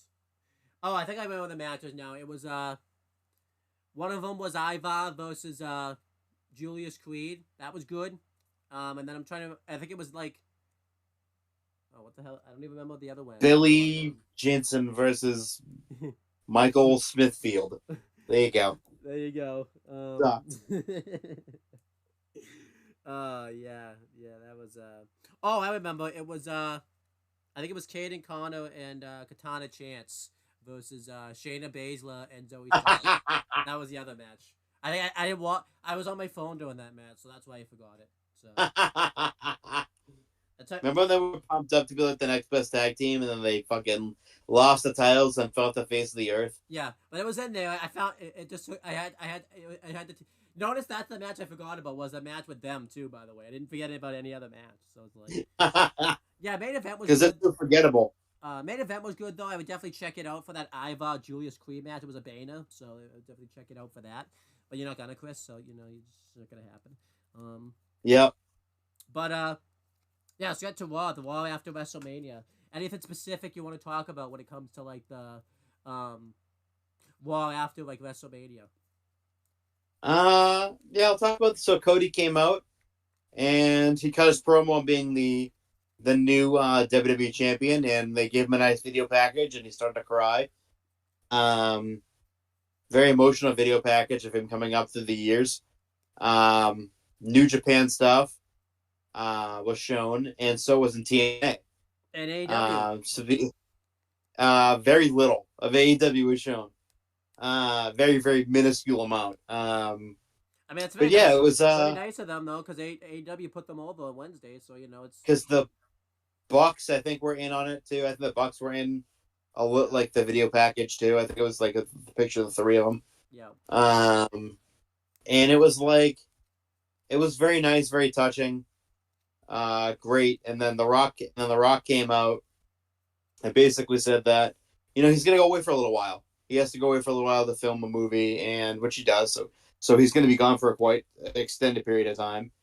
But he said he's coming back, so we're gonna see hopefully when this movie ends, near SummerSlam, hopefully we get full-time Rock again, because I'm pretty sure we're gonna miss him like crazy.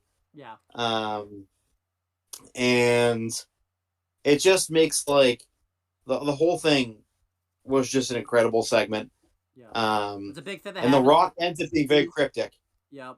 He says, he hands him something. I forget. Cody said something this on SmackDown, but I forget what it was. And it was like a pendant or something. Yeah. And he handed it to him. He shakes his hand and he goes, "Don't break my heart ever again." And then he leaves. And I'm like, what the fuck does that mean? Yeah. What does he mean by "don't break my heart"? And he leaves, and Cody's furious. And it just like, I was like, holy crap, like, this is getting interesting. So this was a fantastic segment. I really liked it a lot. It really brought some intrigue into like what it is and everything like that. It went an hour. So this was the reason why the first hour was commercial free. But it went exactly the length that it should have, and I'm really looking forward to seeing what comes of this. Obviously, we're not going to get anything from this for a while. And I did like that they mentioned like even if Cody's not champion, The Rock's coming for him and everything like that. They also did a funny bit where like they both like traded belts, where you know um, The Rock held Cody's belt and Cody held The Rock's belt and everything like that because he came out with like the People's Championship and everything like that. So yeah, um, but yeah, that's pretty much how that went. So It was yeah, basically a take on like the segment that they had when Rock unveiled the WWE Championship. It was um, Cody wanted to just get to see and hold the championship. That might have been like 2013, yeah. and they kind of played into that with them swapping belts. So that's awesome. Um, It's a little Easter egg. Other things that happened on Raw that were good. Um, After this, we had a kick-ass match. We had a couple of NXT call-ups because they announced the draft was coming up. Um, Really weird how they announced the draft because they didn't have like Triple H announce it. Like on commentary, they announced it, which was really odd, but like whatever. So Ilya Dragunov showed up. This made sense because Raw was in Philly, so they were still like there. The NXT stars were still there from Stand and Deliver. Dragunov looked awesome in this match. He faced Shinsuke Nakamura, and it was a really hard, very stiff match. Nakamura was the perfect person for him to wrestle because of his style and everything like that. And Ilya Dragunov won, which I think made sense, because he was very new to the roster and he's still coming off like being NXT champion and everything like that. So this was awesome. Later in the night, Roxanne Perez was the other one. She ended up facing Indy Hartwell. Her theme music was different, and she was still the lame heel. I like that they did this match though because it made it tied into everything the last year where Indy Hartwell won the belt. I still don't know what happened because they're saying that she vacated the belt last year, but that's it's not what happened. The match was still good enough though. Roxanne Perez won and everything like that. It just really sucks because I don't think Triple H really got to debut the way that like she wanted to. You could definitely tell like he wanted to keep the storyline continuity that she was like a heel and everything like that, but. Whatever. They did like a really weird segment backstage where like her and Natty had like a confrontation where they said see you tomorrow night. It was just really bad. So whatever. And then they went back and on NXT and basically ignored the fact that they said that. Yeah. Um, the Judgment Day had a promo. This was like the first promo since Damian Priest won the belt. He says about exactly what you thought he would have said. They talk about the Judgment Day still like dominant and everything like that. They had R-Truth come back into it. He was like wicked funny here. He like thought he was still in Judgment Day. Talked about how like he brought the Raw Tag Team titles back to the Judgment Day and everything like that. He tried to get like the Miz to join Judgment Day, but the Miz wasn't having it. So it turned into a 6-man tag with JD McDonough, Finn Balor, and Damian Priest versus no, not Damian Priest. Dominic Mysterio. I mixed up the names. And it was versus R-Truth, the Miz, and a partner that we couldn't see. So I think we could see where this was going. John Cena showed up. This was still a surprise because like he was on the Pat McAfee show like earlier in the day, and he mentioned like his schedule's so busy. I think he legit mentioned he had to like fly out to go like shoot a commercial too, so like he wasn't even gonna like be there doing Raw. Either he lied or he didn't and was able to get back in time. I'm not sure which one. Yeah, it was really great stuff. And it was awesome that like this happened and everything like that. And it's good for Truth because he got to team up with like his childhood hero John Cena and everything like that. Always Fuck loved seeing yeah. that happen. So yeah, that was good. As for the star ratings, I'll give like the Shinsuke Nakamura Ilya Dragunov match 4 stars and the 6-man tag team match 3 stars. That was good. They did this thing throughout the night where they had a 4-way match announced for where the winner was going to face Damian Priest for the World Heavyweight Championship in the future. And they had each guy in the match cut a promo. Bronson Reed did one. Ricochet, I don't think he did a promo, but they like showed him backstage, and Jey Uso did like a good promo. Drew McIntyre did his promo in the win where like he got this great promo talking about how he had been involved and everything like that. It was really great stuff. They did this funny bit because afterwards like Jey Uso did his entrance, and Pat McAfee was doing like his typical entrance, and like Michael Cole was like telling him, "Please sit down." Like he was like nervous that like Pat McAfee was gonna get them like killed and everything like that. It's wicked funny, and everything like that. The four-way match was very good though. I really liked it a lot. I gave the match. I didn't give it a star rating, but I gave it like 4 stars. It was a great match. CM Punk screwed over Drew McIntyre again when he went for the Claymore kick. Punk held his leg and allowed Jey Uso to hit the super kick and the splash for the win. And Jey Uso is now the #1 contender to the World Heavyweight Championship. He's going to face Damian Priest. They didn't say when the match was going to take place. I imagine it'll take place at Backlash, but it might not. Could take place before then. But, again, this adds more levels to the storyline between Drew McIntyre and CM Punk. So that was great. Other things that happened. Chelsea Green was upset she didn't get a match at WrestleMania, so she complained about it to Nick Aldis and Adam Too Pearce. fucking bad. So they set him up with like a pretty special match like tonight, which was good. Unfortunately, it was against Jay Cargill, and she got squashed, and it was a good little squash. Good way to get Jay Cargill over. Gave that like 3 stars. We had a nice return yet for Sheamus. He's coming back. He's gonna be on Raw this week. I'm happy to see Sheamus come back. Obviously there's been speculation about what was going to happen with him, but it looks like he's coming back, so I'm looking forward to it. And then I am too. The only other thing to talk about is Sami Zayn's good little victory promo that he had, and then afterwards it got interrupted by Fabian Aichner and Marcel Bartel. They lost to Chad Gable and Sami Zayn, and Sami Zayn because of this gave Chad Gable and a Continental Championship match. That's going to happen in like his in Montreal, Quebec, Canada. So that's cool. Really great Raw. I'll give it like a B+. You had some great stuff on it. The Rock and Cody segment was awesome. You had some great matches on it. You got some great surprises. So what you think of Raw? I thought it was a great show. That was a really great show. I like the NXT call-ups. Maybe not. They all entered themselves into the draft, which is new. Something that was like, that's a take on like the NBA and the NFL. And that's really a neat way to do it, because they never had that. They never did that before, where they would actually like enter themselves into the draft. Before it was like, oh, this person's picked from somewhere. Like, okay, yeah. Like now they have to enter themselves into the draft, which is cool. Imagine they at least the free. Imagine they pick up. Imagine they sign all the the enhancement talent on like freaking NXT and stuff. They don't even sign the main talent. Let's go. If it's not the Red Flame, I don't want anything to do with it. I feel like you're gonna shut the whole draft off if he's not. You're gonna boycott the company for the rest of your life if the Red Flame's not in there. So, the Red Flame is a legend. How happy were you in GM mode when he was in the draft pool? I was erect. Yeah, I saw you going past him a few times, and I'm like, don't you fucking dare. Don't you fucking dare. I bet you were hoping my cousin wasn't going to take him, too, because he doesn't watch wrestling. He would have thought that was a real guy. I bet you're hoping he wasn't going to take him. I was like, don't you fucking dare take the Red Flame from me. So I took him before anyone else could.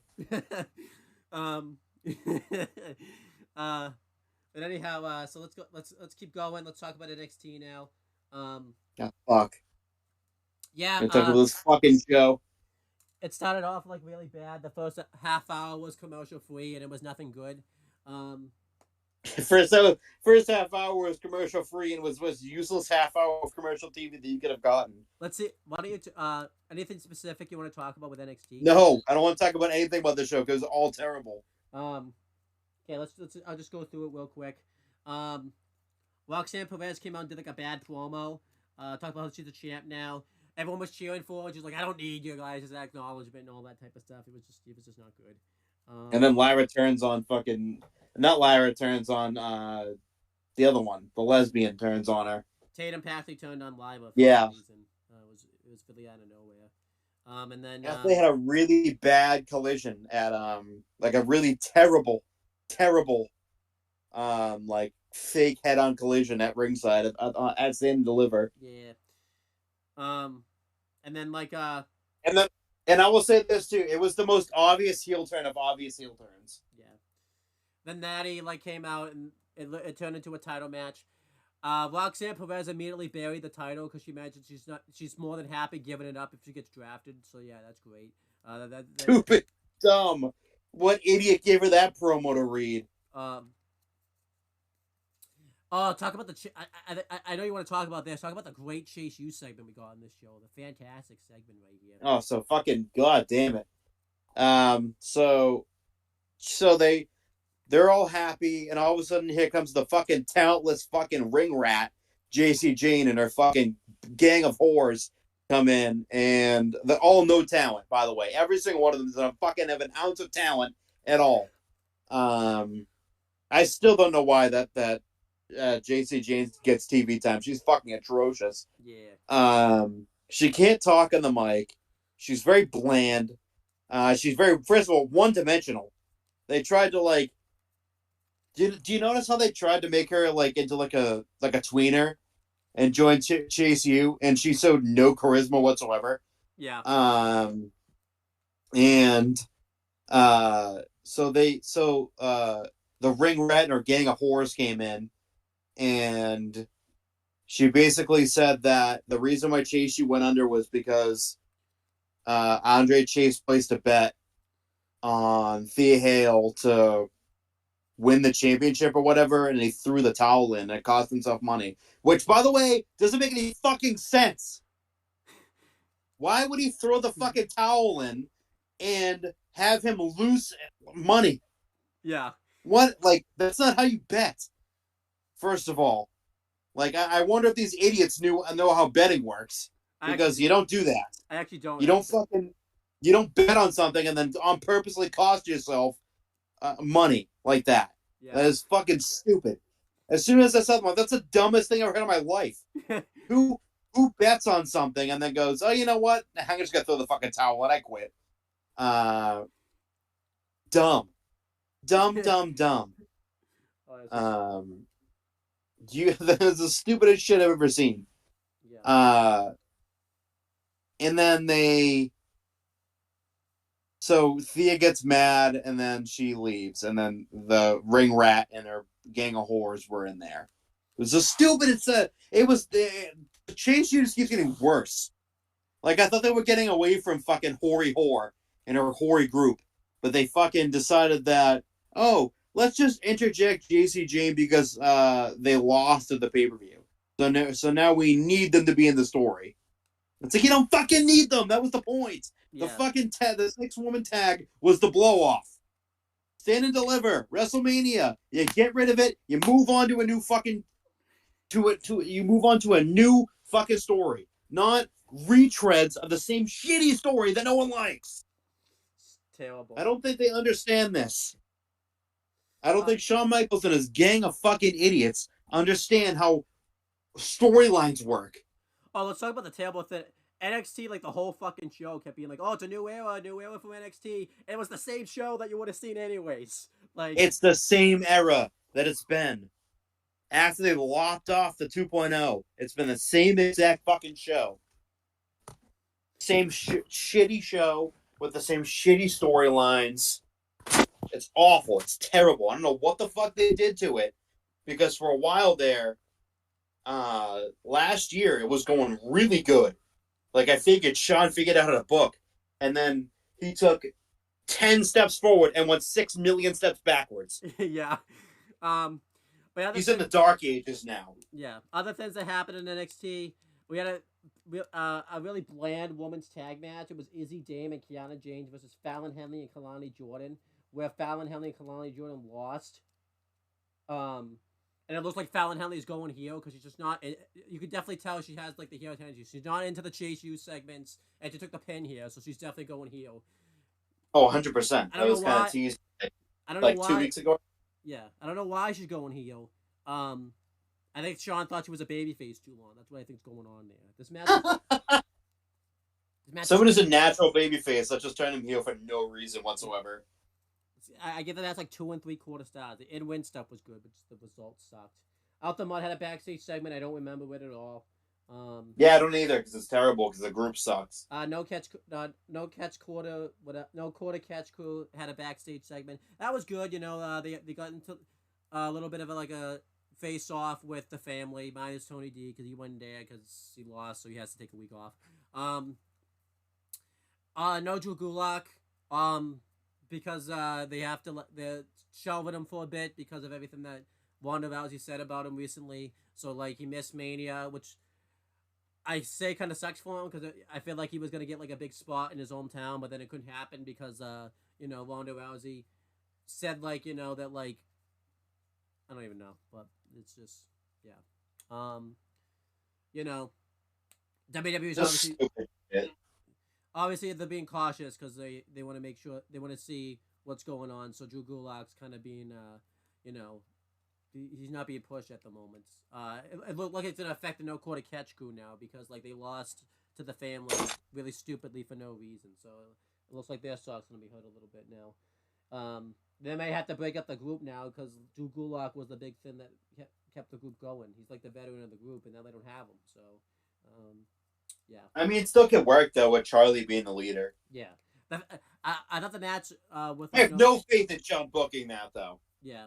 That match was good though. I give it like 3 stars, but I didn't really like the fact that no quarter catch group like lost. It was really stupid.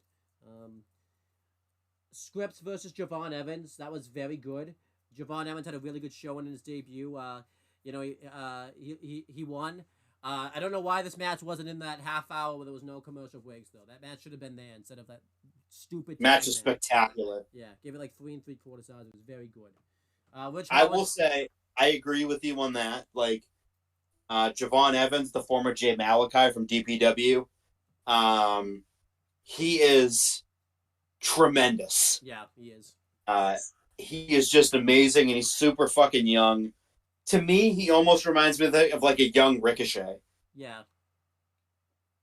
And then we had like a weird interview backstage. It really wasn't an interview. I thought it was gonna be, but like it was like earlier in the day. Kelly Kincaid was like practicing for like some sort of ad that never aired. I don't think it's gonna air, but she saw like Ridge Holland walking by, and she asked what happened in the pre-show and stuff, and he said he just blacked out for a second there, so like he just took it to Joe Gacy. Joe Gacy came out of the curtain and was like said like he understood what was going on and everything like that. It was wicked funny.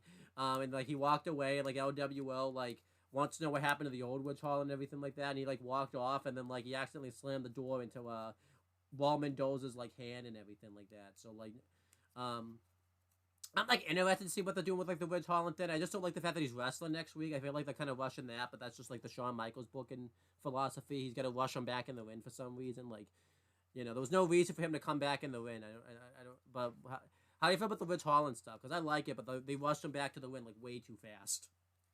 I like it, but he's getting back to the ring way too fast. It's kind of like a weird gimmick too, where he's like, "Oh, I'm sorry, like, like." His gimmick is that he's just sorry. Like, yeah, he's sorry. I just don't know like how far this is gonna go.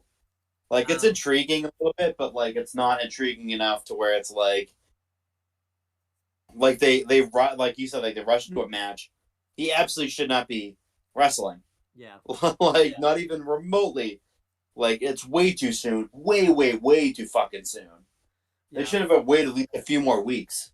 Yeah, but Sean couldn't wait. I don't think Sean could wait. I think he got a little. Sean can't wait to do anything except for break up tag teams or put together actual quality show. He can't do any of that. When it comes to rushing people onto television, he's the fucking king at doing that. He could have an entire attack. Someone being out for 6 months. And then return all in one night. All in one night. It could be. He could have a career-ending injury, like in that night, in the beginning of the show, and by the end of the show, he'd be back. How long do you think he would have gone through the Bloodline storyline if he was booking that? A week tops. A week tops. Not like maybe 1 week. Raw and SmackDown. That's it. That's it. This would have been over by fucking last summer. Sean Shawn Michaels, man. What are you? Shitty. The only thing Continuing. he cares about is attractive women in wrestling gear. He doesn't care about the actual fucking show. Why don't you talk about this spectacular women's championship match that took place on the show? It was very mediocre. Yeah, it was. I didn't even watch it, so I didn't care enough to watch it. It was like pretty good. I give it like 3.25, but just every, the roles are reversed. Like Natty should be the heel, Roxanne Perez should be the face, but it's just not happening that way. And then they had like No, Kashan fucked that up already. She's butchered. She's ruined. Lola Vice interfered, and then it led to like a big brawl and everything like that. So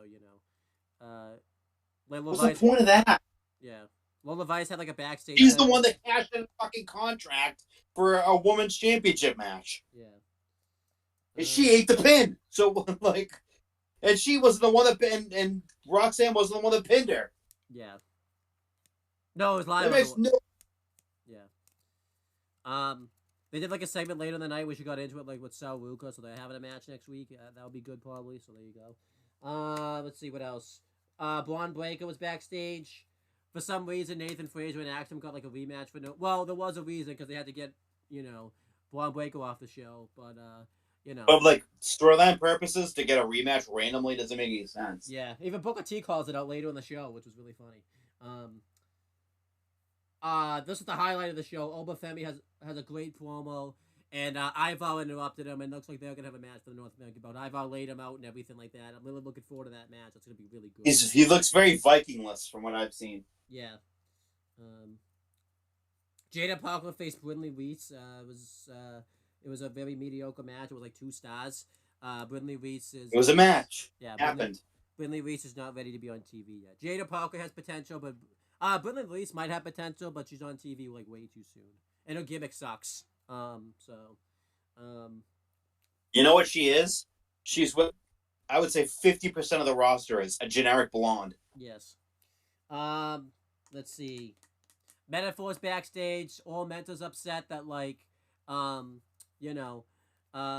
he got like basically owned by Obafemi. He wants to take the belt from him, and Dijak came over to him and he's upset they made fun of him during the intro, so he tells him to get one. So they better be.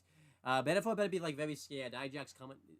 Don't do it again to Dijak because he's not gonna let this slide anymore. So please don't do that anymore.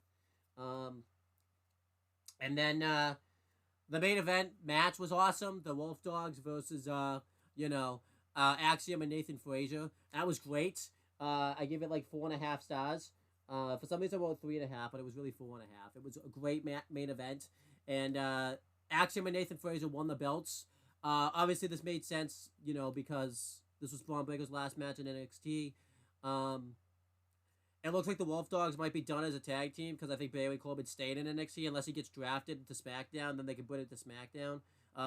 Yeah, I'm happy about that. Then the end of the show, Trick Williams did a promo, and he talked about how he looks forward to taking over NXT now, and he wants to win the NXT championship. So he calls out Ilya Dragunov. Dragunov comes out and he says that he won't give him a title shot unless Trick Williams puts something on the line. So the stipulation is that if Trick Williams loses, he has to leave NXT.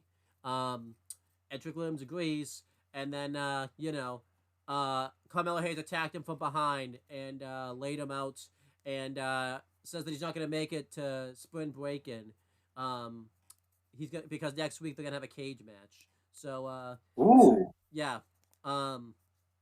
So I'm pretty interested in all that stuff. I mean, what's good is really good, but what's bad is fucking atrociously bad. NXT's good. I thought NXT was good. I'll give it like a B-. It started out like really bad, but like it picked up towards the end with like the Obafemi segment, the NXT tag title match, and the main event segment was intriguing. I'm guessing like the last hour or so was like the best part of the show. Yeah, it was. They really fucked up though. They should have put like the best bits of the show like in the non-commercial shots. But again, I think Shawn Michaels probably thought the stuff that was in the no-commercial stuff was good, so you really can't. Well, you can fault him, but you can't fault the NXT team because Shawn Michaels thought it was good, so that's why he went in the no-commercial slot. So it's yeah. But good stuff. I'm pretty intrigued what's gonna happen when it comes down to um, the NXT title match because someone's definitely getting called up during the draft. But I don't think Carmelo Hayes, Trick Williams, and Ilya Dragunov are all going to get called up at once, just because that's some big star power. I definitely think Dragunov will. I think Trick Yeah, I Williams. think so too.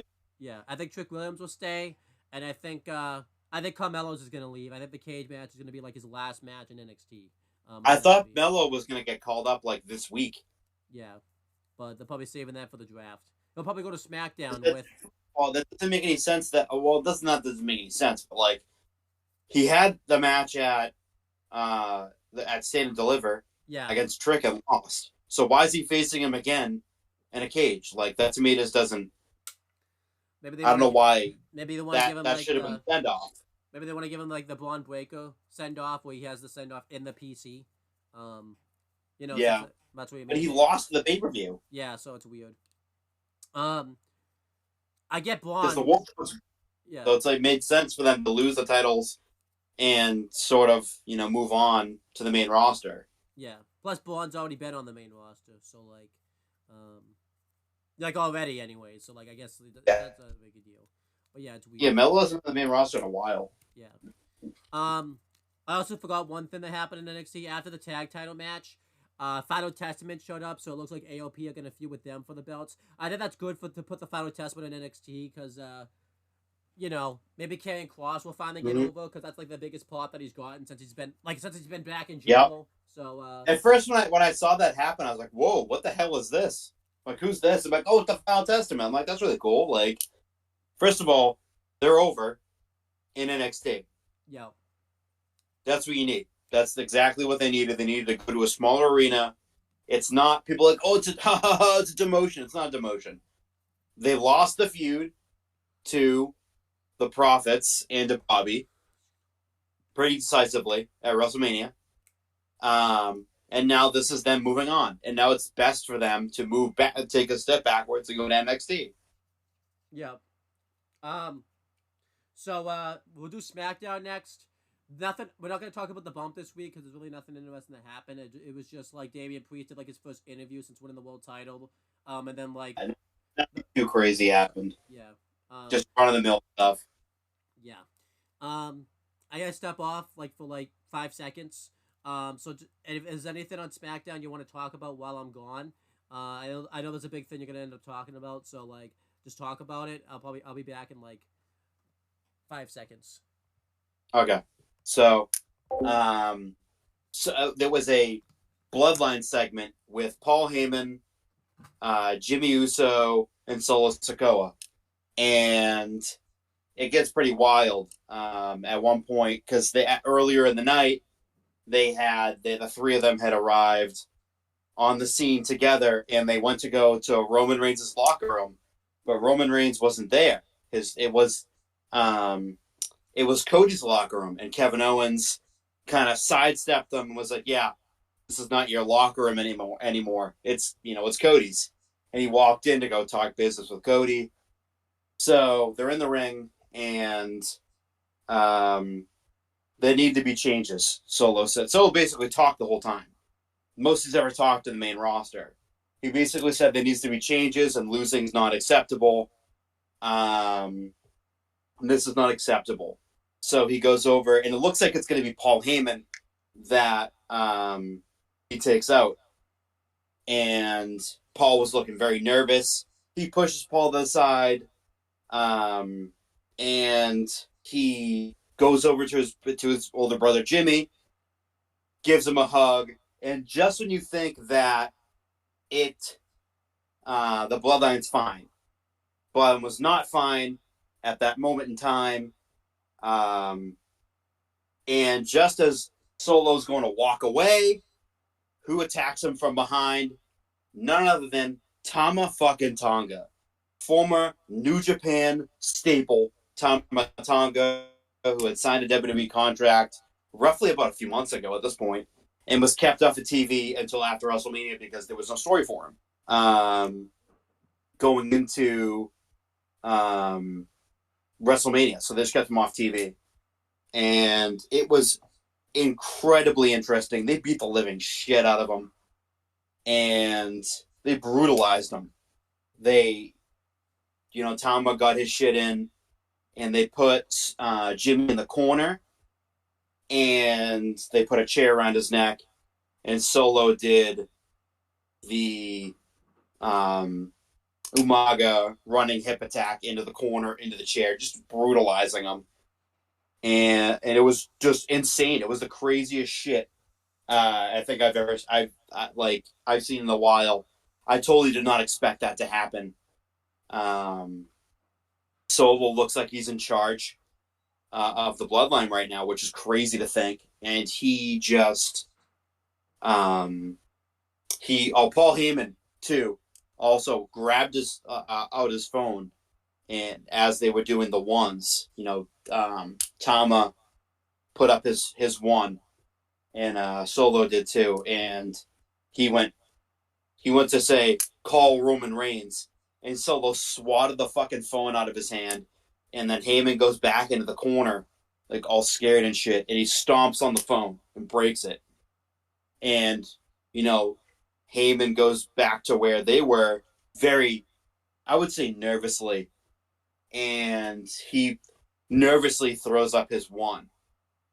And it was an incredibly interesting segment. You got the debut of Tama Tonga, who has been rumored to have been signed with WWE for a few months now. It was awesome. The whole thing was awesome. It's just a great way to introduce Tama Tonga onto the scene here in WWE. It was an incredible segment. I can't believe it actually went down that way. I did not expect for, Solo Sikoa to turn on his brother like that. That to me was very, very, very interesting. So, other than that, but Cody, I just finished up talking about the Bloodline segment. Oh yeah, the Bloodline segment was like fantastic. I'll talk about it a little bit. It went very unexpectedly. I didn't think anything was gonna happen with the Bloodline this week. I kind of figured everybody would take the time off, but then when I saw like Heyman, Solo, and like Jimmy backstage on SmackDown, it was really great. I really liked it. Solo even said like, "Hey, we have to take care of like the problem," and it led to Tama Tonga debuting and everything like that. It's good because it's a new era in the bloodline. I think a change needed to happen. And Jimmy's going babyface, which I think is a good choice because I don't think his heel one was really working. I know it got better. I know it got better like once he got into the program with Jay, but I feel like it was gonna go back to the way it was had like they not made the change. Yeah. And it adds a lot of intrigue to it. Tama Tonga, being in the bloodline, to a great debut for him. I like that Paul Heyman's like not really in on this. He doesn't seem like he's cool with this. It looked like he's gonna. He had no clue. Yeah, I like that they did the bit where he tried to call Roman Reigns and like Solo and like Tama Tonga smashed the phone so that we couldn't. So like, and they did the bit backstage where like he was checking on Jimmy and Tama Tonga told him like, orders of the tribal chief. So like, did Roman Reigns give these orders, or did somebody else give these orders? Did The Rock give these orders? Exactly. I'm seeing a lot of people theorizing that it could be The Rock's bloodline with Solo, Tama Tonga, and Jacob Fatu versus the old bloodline, which was now face, would be Roman Reigns and the Usos. Yeah. That would be insane if that happens. I think this helps out. This actually helps Roman Reigns' absence a lot more too, just because like since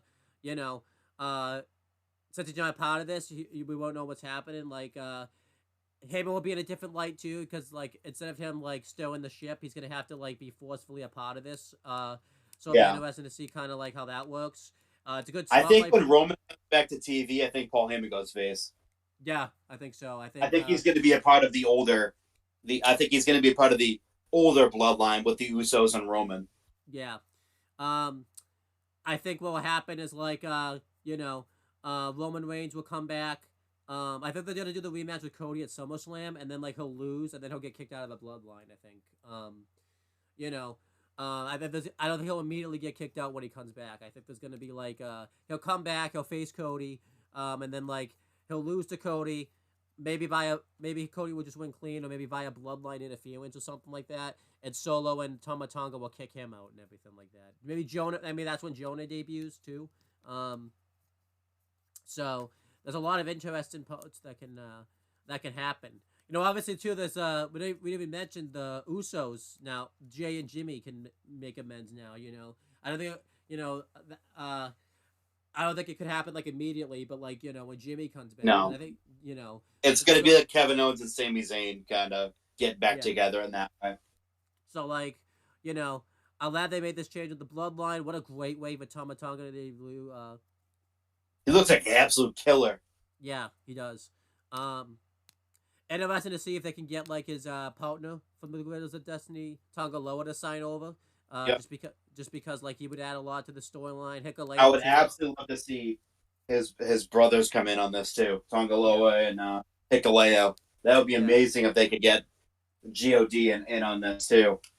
Obviously they need like a manager. If Heyman goes face, they'll need someone to like speak for them. I don't know who that could be. I could say Haiku, but like I don't know if Haiku. I feel like Heyman's meant to counteract the manager. I don't think Heyman could counteract Haiku. I think that would be a little scary for Heyman. So yeah, but I love that fucking set. That surprised the hell out of me. I did not think that. First of all, Solo would have made that fucking move. Yeah, like didn't Roman like name Solo like the future tribal chief too? He did. So, I wonder if that plays into it also too. Like, hey, while Roman's gone, like he's like the de facto tribal chief. Yep. And it doesn't make Jimmy look bad for going back into the bloodline because Steve Coakley and I talked about this off air. Like, he went back to Roman. He didn't go back to the Rock, Solo, or any of that. He went back to Roman. So like so that really works out. I'm just intrigued to see where it goes, where Jay gets involved, and I feel like because Solo was the one that initiated the turn, I think that's going to bring Jay back in. Yeah. Because Jay was feeling some sympathy during the match, and he was feeling some sympathy on the Go Home show too, where he wanted to be like a tag team again with his brother. Yeah, so it just gets even more fascinating, and they're clicking on all cylinders now. They're firing now. Yeah, which I think they needed. They just poured gasoline on the fire, essentially. Yeah. And again, this helps because Roman Reigns isn't there, so so it'll be interesting.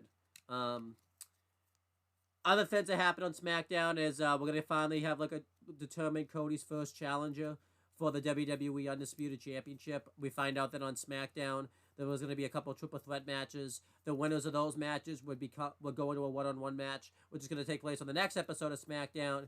And then the winner of that match will face Cody Rhodes at Backlash for the WWE Undisputed Championship. Cody came out, did a promo. He kind of hyped up everyone in the match. He did kind of like we talked about before, talk about and allude of like what the Rock handed him, but he didn't really get into too much detail about it and everything like that because they want to save that, obviously. We had the two triple threat matches. The first one was Santos Escobar versus Bobby Lashley versus LA Knight. That was a good triple threat match. They had Legado del Fantasma and the Street Profits interfere to kind of counteract each other. So it looks like that's going to be like a feud going forward, which I think makes sense. Because if you remember, Legado del Fantasma won and cost Bobby Lashley like the U.S. title tournament all that time ago. So that makes sense. And now it's like their feud with the LWO seems to be like at its conclusion now. Yeah, so it kind of gives them something to do. And LA Knight won, which was good. And then the other triple threat match in the main event of the show was Kevin Owens, AJ Styles, and Rey Mysterio. they did a cool thing where like Kevin Owens got interviewed backstage, and like they kind of like did the new production then where they kind of talked about it and everything like that. Where you know, he like walked and did his interview and like went to the ring and everything like that. It was very cool. Um, and Loved it. you know, they did the triple threat match. That was a really good triple threat match. AJ won that triple threat match. He had a Styles clash on AJ Styles. On to Kevin Owens, so like he couldn't really like break up the pin. He got kind of taken out, and he pinned Ray. That was a move that was awesome. Yeah, so it's gonna be AJ Styles versus LA Knight next week.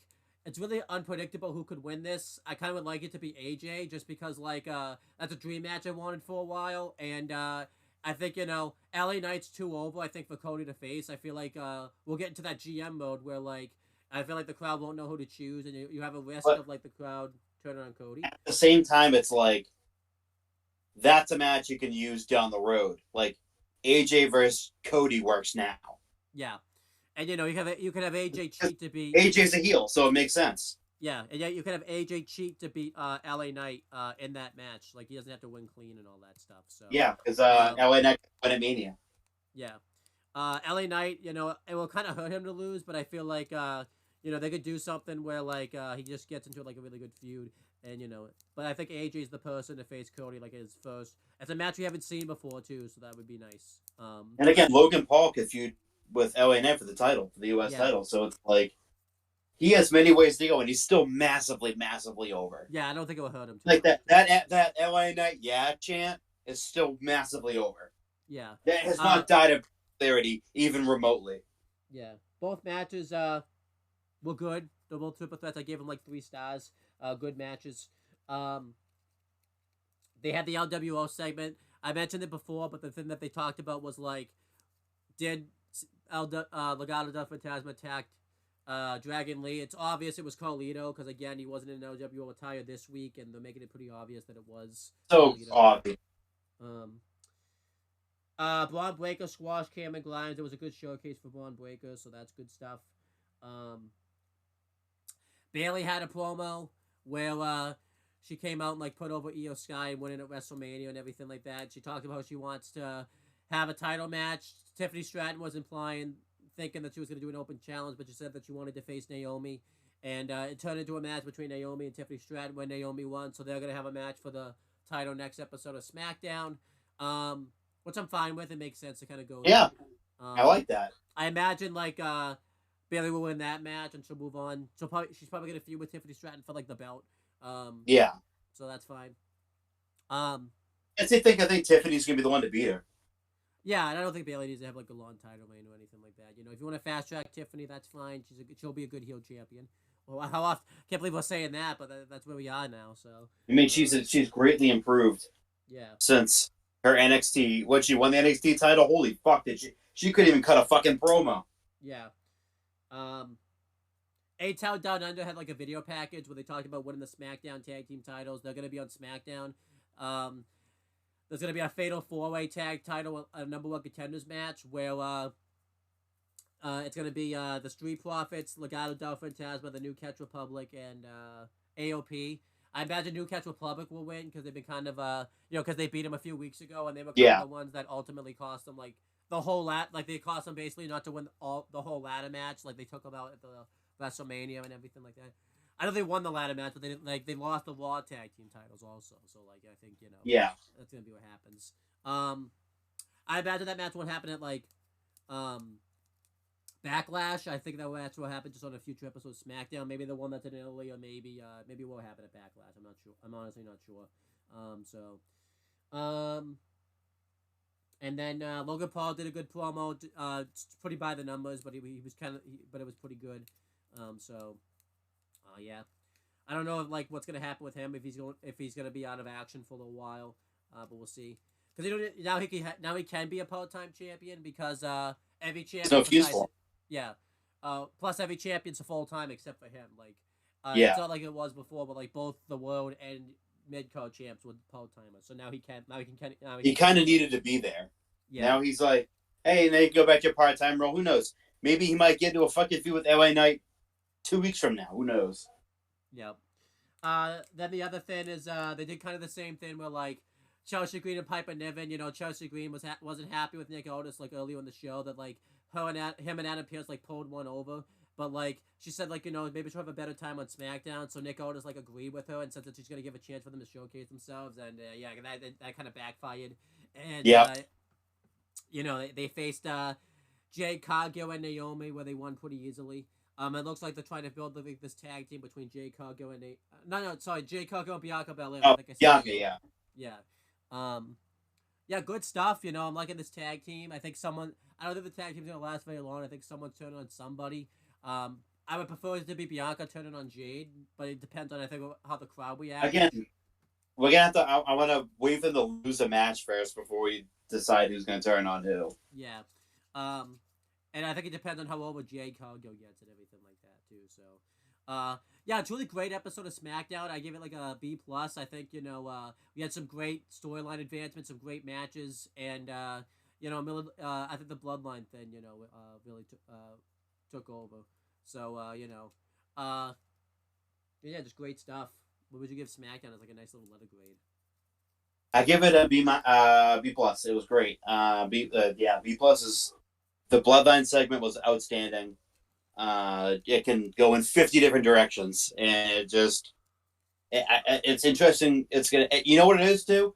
It's WWE's turning back into must-see television. Like you can't miss a week. Yeah. Because if you miss a week, you're fucked. You don't know what's going on. Before it's like, in the Vince era, it was like if you missed a week, you could miss 6 weeks and it wouldn't matter because it's the same shit. Whereas like every week is impactful. Every week something's happening. Yeah. There's feuds being set up. There's storyline advancement. The Bloodline's going in a fucking taking a fucking left turn and veering off into another direction 100 miles an hour. Like you can't miss a week. I think the biggest thing that was great about the Bloodline segment, like that, I don't know if you touched on it.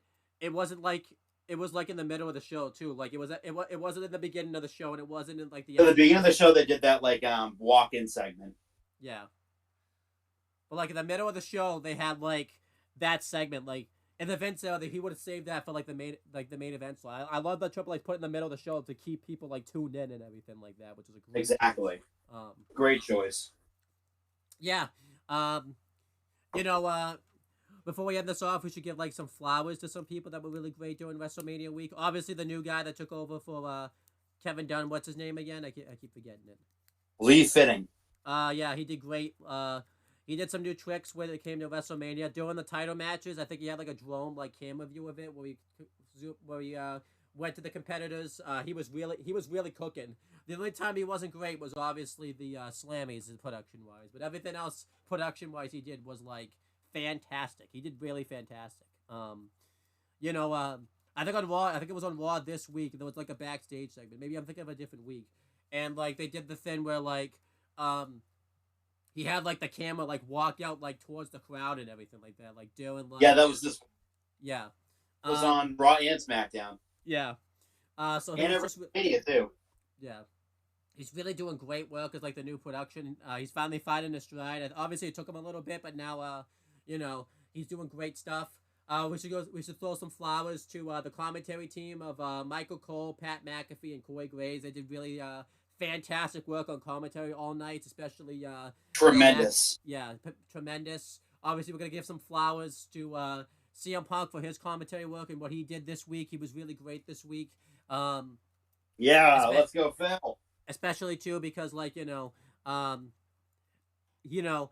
could have been a bad sport this week because he found out that Wednesday was gonna be like a bad day for him, and it could have like really hurt him long term. And he was the focal point of one show this week, and it wasn't even the show that he was on. Yeah, so he made history this week too. He was on Raw, WrestleMania, and Dynamite the same week. That's awesome. So he made history this week. So we gotta give him his flowers. We gotta give Snoop Dogg. We're not gonna give him flowers. We'll give him some green stuff. Give him some fucking weed, baby. He was really hilarious on commentary. He got to read out the WrestleMania attendance figures. I think didn't he fuck it up too? Like they had to correct him later on. Like they had to correct him. But you know, That he boy was be fucking high as shit. What do you expect? but he was wicked fun. He was like wicked funny behind the booth this week, and he deserves some flowers. So we'll give him some nice. Well, we're not giving him flowers. We're giving him some nice green stuff. We're giving him that. So Triple H, you know, we're going to give him some flowers because he put on a tremendous show and really stepped up, you know, his game and everything like that. Just put on a I will tremendous show. say the last week for WWE programming, because we're filming this is Saturday, so WrestleMania afters are all over. WrestleMania is all over. What a fucking week he put together! Just a Yeah. phenomenal week. Um, we have to give her flowers too because we didn't really mention her all that much on the main review. Samantha Irvin doing a great red announcing work. All both nights of WrestleMania. She did She really deserves it. fantastic. It's incredible. She deserves it. So she did great. Um, give her flowers to you know, you for you know, coming in last in GM mode the whole time, and then squeaking out right before we did Mania, coming back at number one all of a sudden. I don't know how that happened, but Come you from know, behind Victor. yeah. Well, not yet. I saw because we still gotta play that mode, so not yet. But you know, so we'll give. Do you want flowers? Or do you want something else? Because we'll give you your flowers. But you I'll want take something some else? flowers. I'll take some nice, good smelling flowers. uh, I'll to give you flowers that have been like eaten by like bugs or whatever. And then they're not even That's not very fair. uh, I give you the flowers and you forget to water them for a few days and all that type of stuff. So like, I probably would. you trip down the stairs and break the vase that is in. Who else do we give? Who else do you want to give flowers this week? um, Cody Rhodes, just because he's the best human being of all time. Yeah, I'll give him some nice flowers. Let's see, who else are we gonna give? Every single face he was in the ring holding up Cody Yeah. deserves flowers because they're incredible. What are we giving Dominic Mysterio? I don't even want to give him flowers. What do you want to give him? A big fat steaming pile of shit. Just throw it at him. Just throw it at him.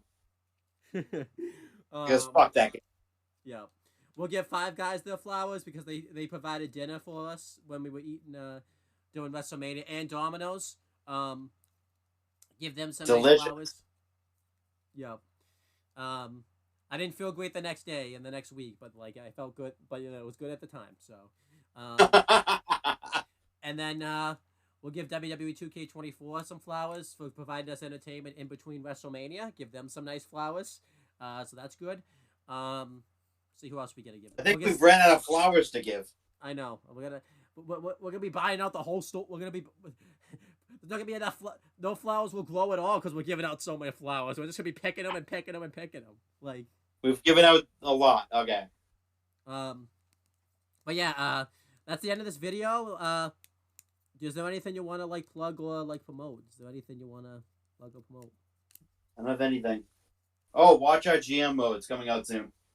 Yeah, it's not easy to edit, so that's why it's taking a little bit. I worked on it a little I bit. said soon, not tomorrow. Yeah. So I'll probably see if I can edit it and get it up. I'm probably gonna get this up first. And then I'll probably. It's just easier to edit this one than the GM mode. Yeah. As for our stuff, I'm going. Again, watch the GM mode. Chris and I are doing a channel update video next week because I talked about this. We kind of slacked off doing videos when it came to WrestleMania season, just because I think everything was just like busy and just crazy doing WrestleMania season. So we're gonna get back. We're gonna get back into it. Gonna do a nice channel update video. I think we've worked on the day we're recording it. We think it's gonna be Thursday, but it's not definite yet, and it will be uploaded Friday. But if we can do it earlier, or if we have to do it later, then we will. But so we'll get to those videos there. We're gonna do a normal aftershock. We'll have a normal episode where we actually do like a normal reviews and everything like that. So we'll try to get that up there. Again, the GM mode, like you said, we have some tier lists we're gonna be making. We have all this stuff on the Talking Data channel. My cousin AJ and I are gonna do a video every day. at least record one every day. I don't think it will be up every day. So yeah, that's pretty much it there. So yeah, just enjoy the ride we're gonna be taking you on, and you know, I have an announcement about what it's gonna happen with AEW Spark on the channel update video because it's kind of bad news. So we'll talk about that then. But that's pretty much it, guys. Thank you guys for watching this video. Yeah, say goodbye to everybody, Chris. Bye. And since it's being recorded in the past, we will talk to you guys in the future.